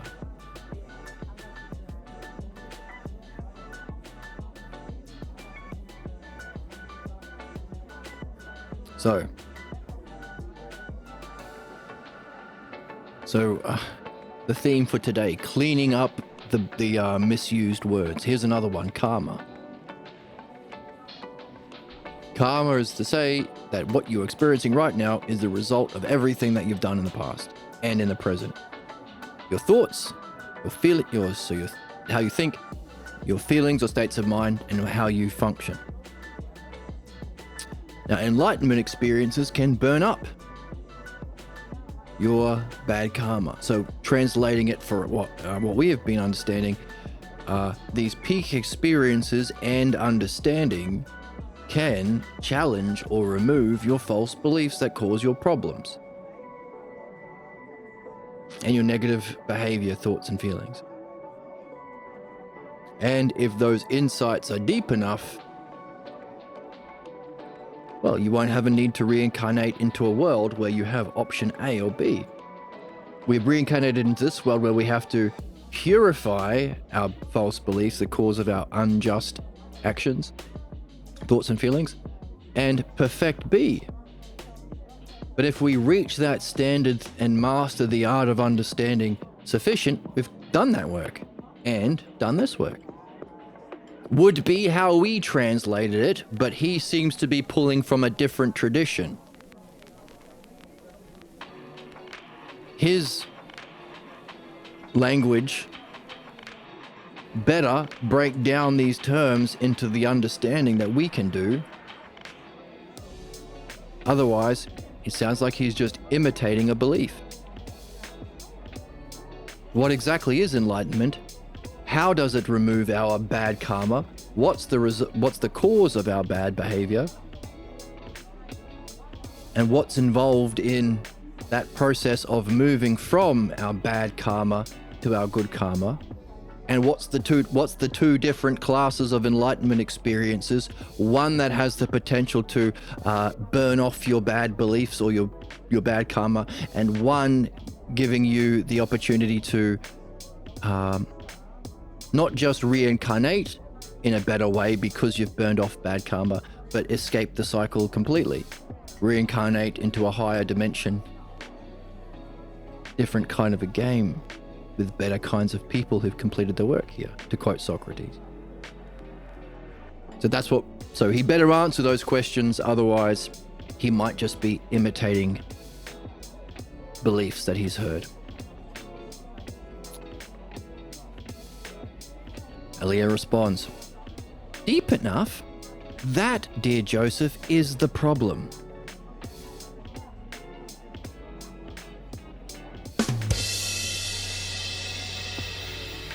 Queen of gooning. It's a queen of a gooning joke to say, Elia.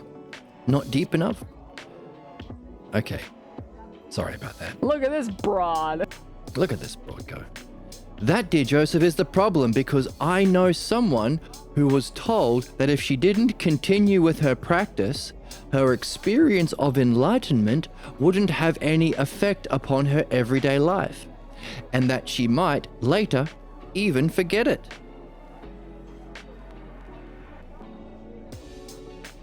Would I happen to know her? Yes, you know her. It's my niece, Amy. Well, Amy Nadine is the one to do it all. First and last name? Who is Amy Nadine? And if we are being encouraged to do a sequel to this book, will she have to show up in your sequel? Okay, we're gonna have to Google Amy Nadine. You do it now. Done. So she's just, let's just say that she's Elia's niece. Amy Nadine is the one to do it all. What does that mean, says Harry. Enlightenment, says Elia, doesn't make any angels, and you ought to know that as well as me. It is through Amy that I've gotten to know several of these enlightened guys, and it just doesn't wipe out all their bad karma. It's the other way around. It really shows that their karma is stronger than their enlightenment. Maybe that is true for everyone, I don't know. Anyway, why assume it will act in the next world if it doesn't do a good job on this moment you're in? Harry says, "You've got him again." So Harry's still doing his debate pervert conflict thing. Weirdo. But isn't that just what we were saying? It sounds like both Joseph and Elia have been learning about the soul from people who lack an understanding that we are gaining here. Because if enlightenment experiences are supposed to burn away your karma, you are talking about either the experience of the mind, which is knowing, or the higher class, the self, crossing the green line or the purple line. But what have we been seeing all the way through? With any insight comes a counterattack from belief. In other words, your bad karma, if karma it means doing the bad things that you do and have accumulated through many previous reincarnations and the things that you've experienced in this lifetime as well,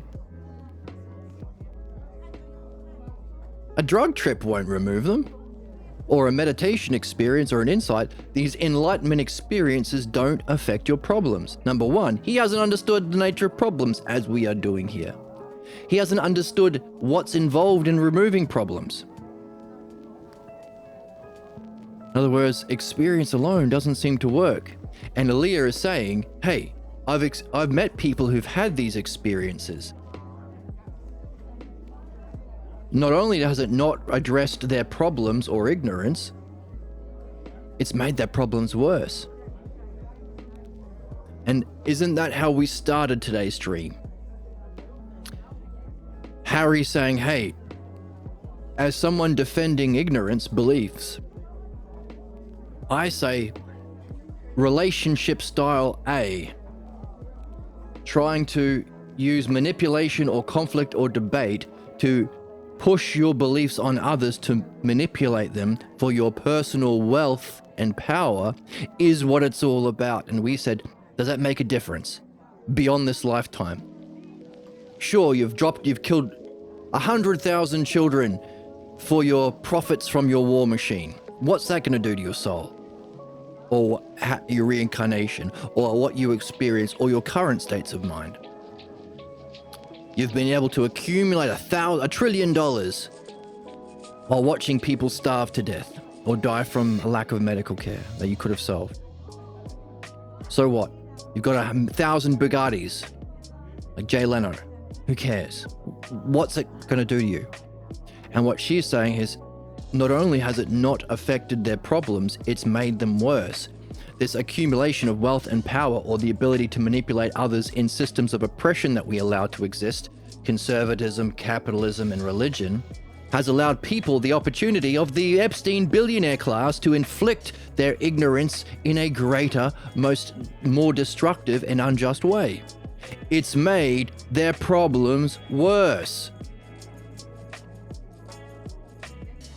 So any system, not just promising through belief that you'll find answers in heaven or hell, but any system like Eastern spirituality that doesn't deal with understanding, option B,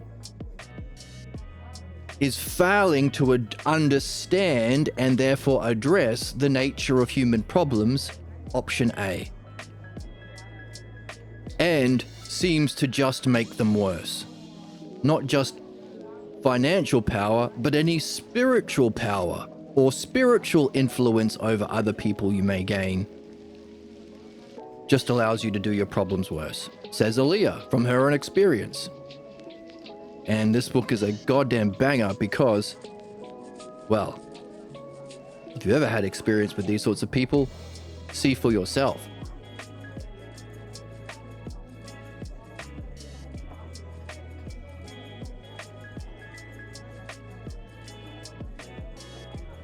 So whatever level, if you're appealing to imitation in beliefs or direct experience, if it's not built on understanding, if it's not a relationship built on the development of understanding to reach that ideal, understand that ideal, and use the skill of understanding dialectic to perfect that, and at the same time, purify the root cause of problems, your unsuspected false beliefs called pathologos. If you're not doing that, you're not doing anything. Well, you are doing something. You are further ingratiating yourself into your problems. If your relationship isn't a love of logos, philodianoia, which is built on understanding dialectic and midwifery, adding that question or human element, then you are by default in this option, option A, which Harry defines. Trying to force your beliefs on the other person through manipulation, which causes conflict. Your own beliefs about what's true. And hey, if you want to wear an orange robe while do that, calling yourself a guru of this or that while doing that, claiming to have knowledge from just experience alone to doing that, it's still the same game. So once again, two options humans can do, option A and option B.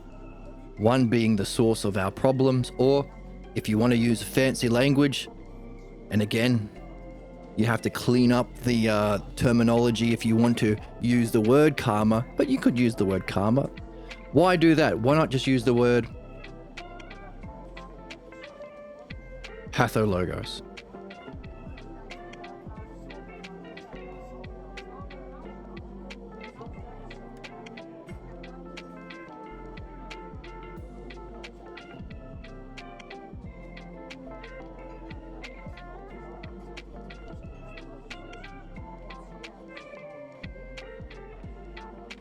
Option A, source of all human problems. And option B, what's the key word from today's reading? The self. The self. Why the? Because it's transpersonal. The mind, the intelligence, the beautiful, the just, the ideal relationship.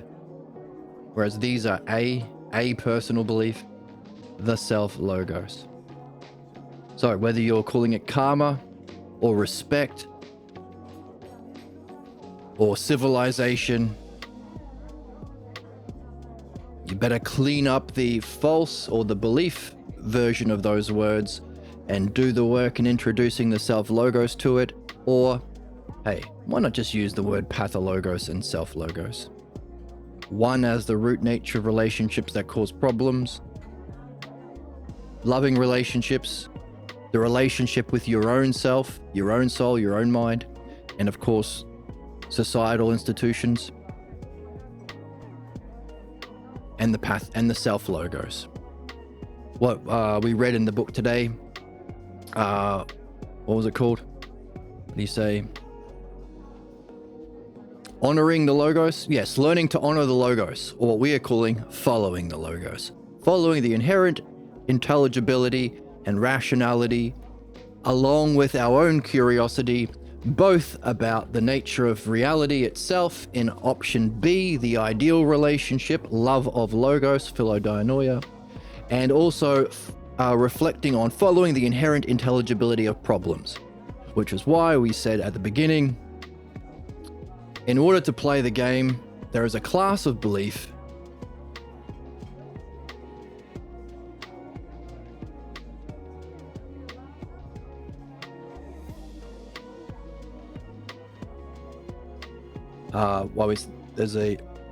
all of the beliefs we've been exploring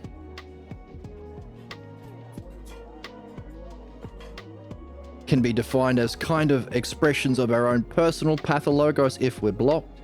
But if there are any kind of belief, including scientific belief, it's a kind of prejudice. But there is a class of belief above that called axiomatic, which is a kind of rational trust in the dianoia to play.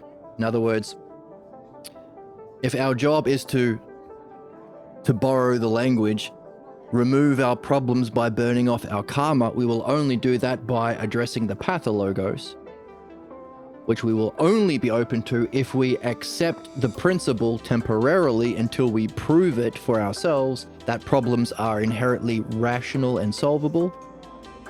And if that's removing the problems or the allegiance to relationship A, and if our excellence comes from perfecting and enjoying, practicing, perfecting relationship B, we will only go through that effort if, like Aliyah has said, if we can actually answer the higher questions. That is, if the truth of self or reality is reachable via understanding and direct experience, logos and ousia.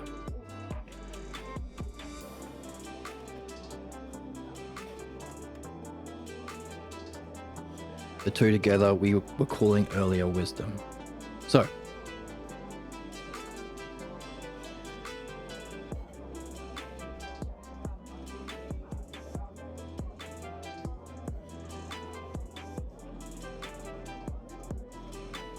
but have we seen enough?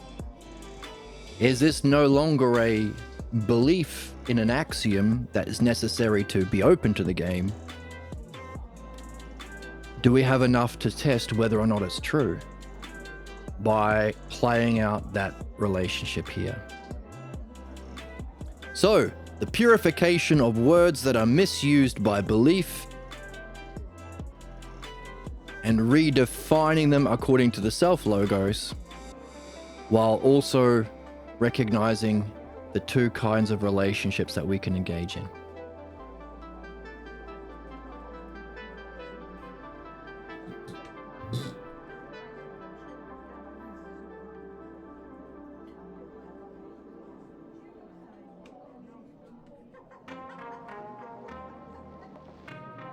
Okay, let's finish this section before we call it for today. Hey, I've met these enlightened guys, and it doesn't wipe away their problems, these experiences.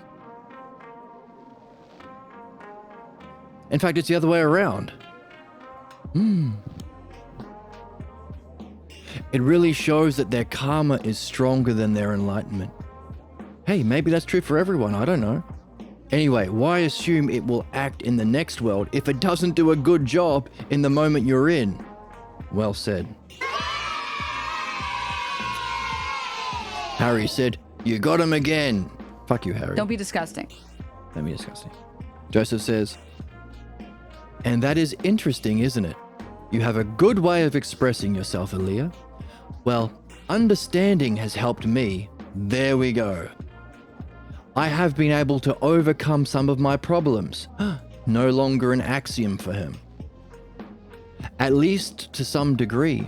And it was through understanding that I gained a real nice insight into the origins of a particular game I had been playing out in my life. So now we have that reintroduction of that metaphor. Homo Ludinus, the noblest game. Love of logos through the dialectic. And Harry recognizing that there is a different game over here. A game that we've been playing out in our lives through our, again, everything, relationships included. But it's through understanding that I gained an insight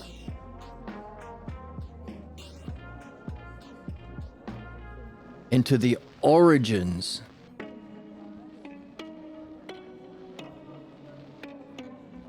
Is that similar to Enlightenment Experiences? Ideally, through understanding, we can have a direct experience or insight into the model or origin of all intelligence, or the origin of all self. Is it therefore the same basic process, only the origin of our false game compared to the origin of the true game?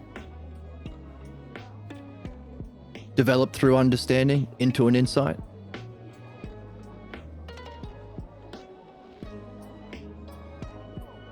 Is all that lacking by just throwing the word karma around?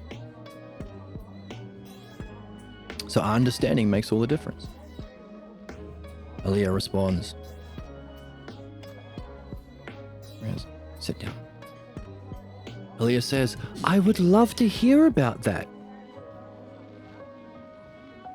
I really would hear about that development and participation in understanding to overcome your problems by going through understanding to gain an insight specifically into the origins of a problem that's played out in a particular game that he's been playing through his life.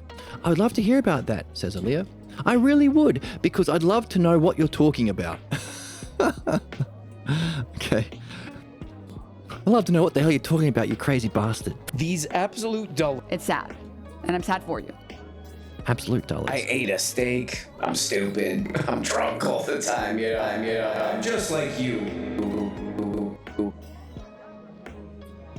I'd love to know what you're talking about, but I know what but you know what I just thought of, says Aaliyah? That means understanding. I haven't read ahead. I can anticipate after listening to her talk and the way the Logos is unfolding, I can anticipate, and our own reflections, I can anticipate the kind of thing she might be about to say, so I can drop the sound. that means that understanding is stronger than karma. And is likely to be more permanent and deeper than some of the enlightenment experiences I have heard about. Experience doesn't change you, it's the understanding you can glean from it. Which is why earlier we said whether you have these experiences by walking or by car, by meditation, by drugs, by whatever else that you may have them, it's what you do to understand them that'll affect you. I have even heard that some enlightenment experiences can be so shallow as to have little effect on one's own life. It can even be forgotten unless one continues the practice of meditation and stuff.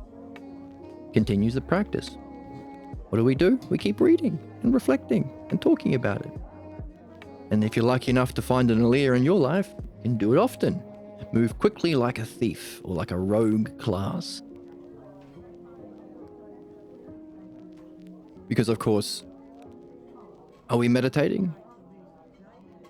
What's meditation? Sustained concentration about these two kinds of questions and the transpersonal.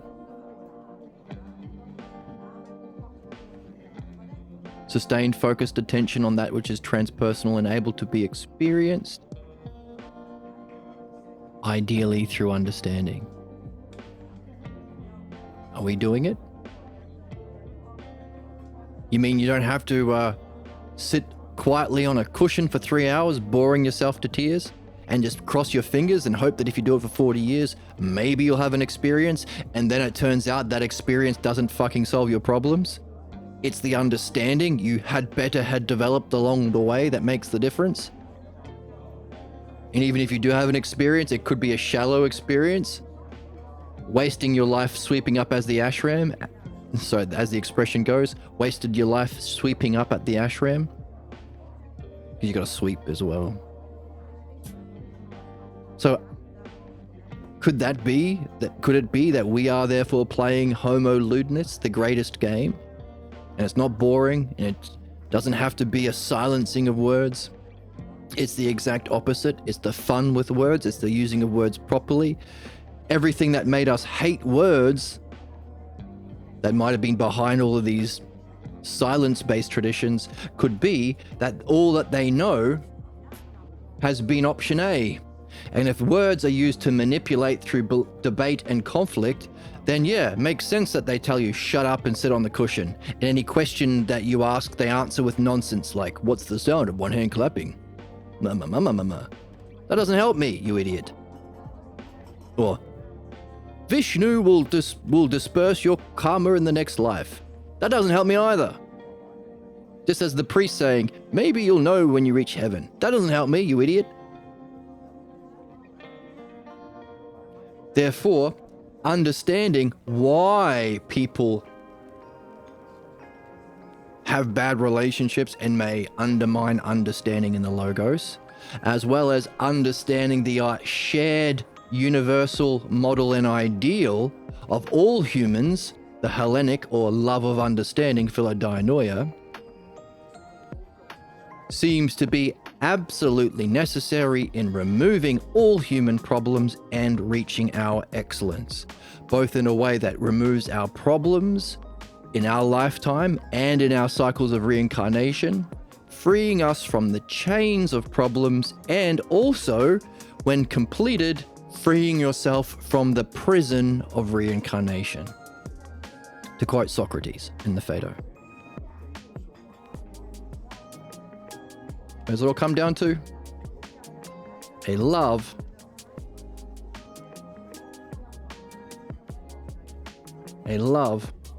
of understanding.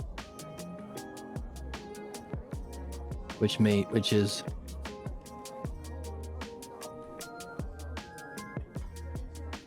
love of and through understanding,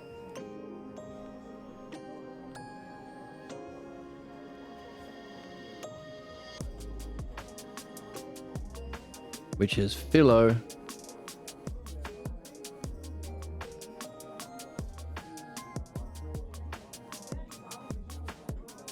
in Greek.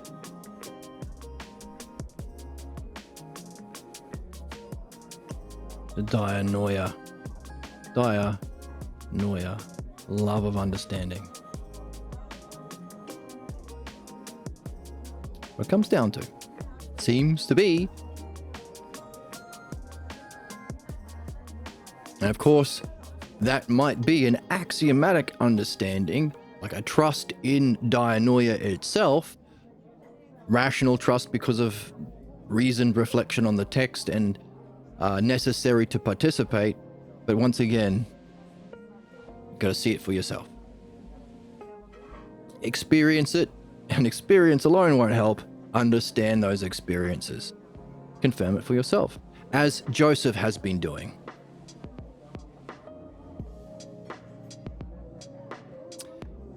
And now we're going to go on to talk more about reincarnation and the role that understanding and experience plays. But I think that's a good time to call it for today. Pretty neat. The two things we can do has its expression in the two kinds of loving relationships. One is the cause of all problems, and one is the ideal that can lead to solving all problems in this lifetime, in this universe, in this reincarnation, in all reincarnations, and maybe elevating our next life to beyond the cycle of physical world reincarnations. Love of logos, philodianoia, the actual ideal. Hooray for us.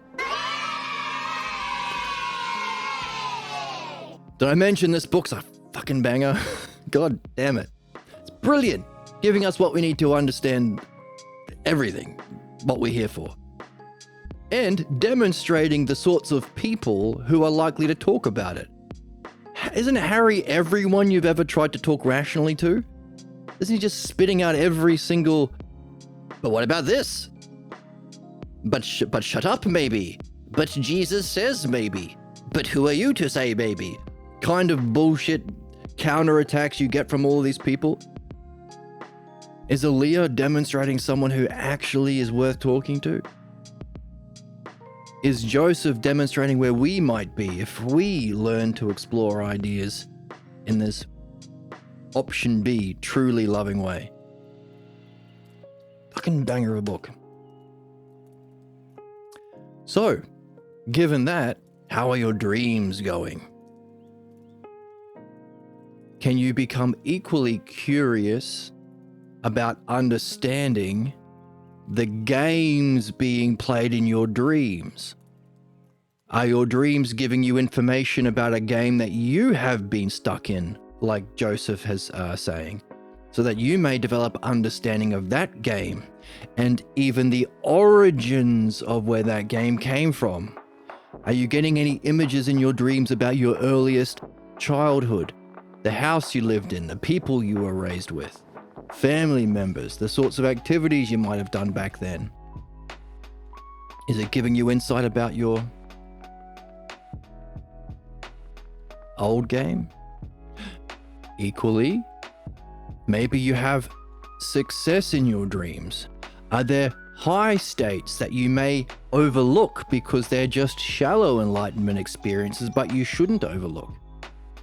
What were you doing in that game to facilitate those higher experiences, higher states of mind, or higher functioning? Maybe it led to success. Now, within the dream, the success is within the dream universe. So look for the goal at the start of the drama of your dream and judge whether or not you were able to succeed. And whether or not it was a goal worth reaching, maybe. So, can we look for option A and B, these two kinds of games, to develop understanding, to develop from your dreams understanding into insight, either about A game you've been in your whole life that has been blocking you, like Harry, like everyone. Or what you might be moving into as your ideal.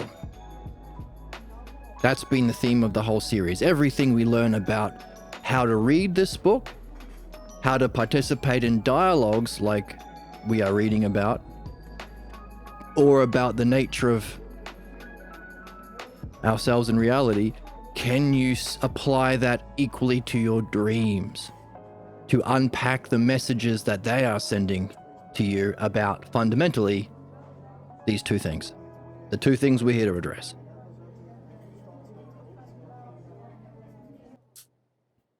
And if you're lucky, you will find someone who's also like Aaliyah with a good heart and a good head to explore this and play the game. Someone who is interested in removing their allegiance to their problematic idea of love and relationships and is interested in developing the ideal. In which case, you can talk about your dreams before morning tea time, over breakfast maybe. And the more people, the more fun you can have. And speaking of which, you're welcome to join the Discord. There's a link below. You can follow us on Twitch, and if you do follow on the Discord, you get a notification when we go live. If you want to support the channel, you can donate. There is a link to the text below. I hope you have some interesting dreams, and I hope to catch you in the next one, where we will practice option B, kinds of relationships together, and one day this button will work. Why doesn't this button work sometimes? What's going on? The hell's wrong with you people, you sick freaks? Come on, you sick freak. Why is that button not working? Oh. I heard it. Wait. Damn it. Okay, got there. See you next time. Bye.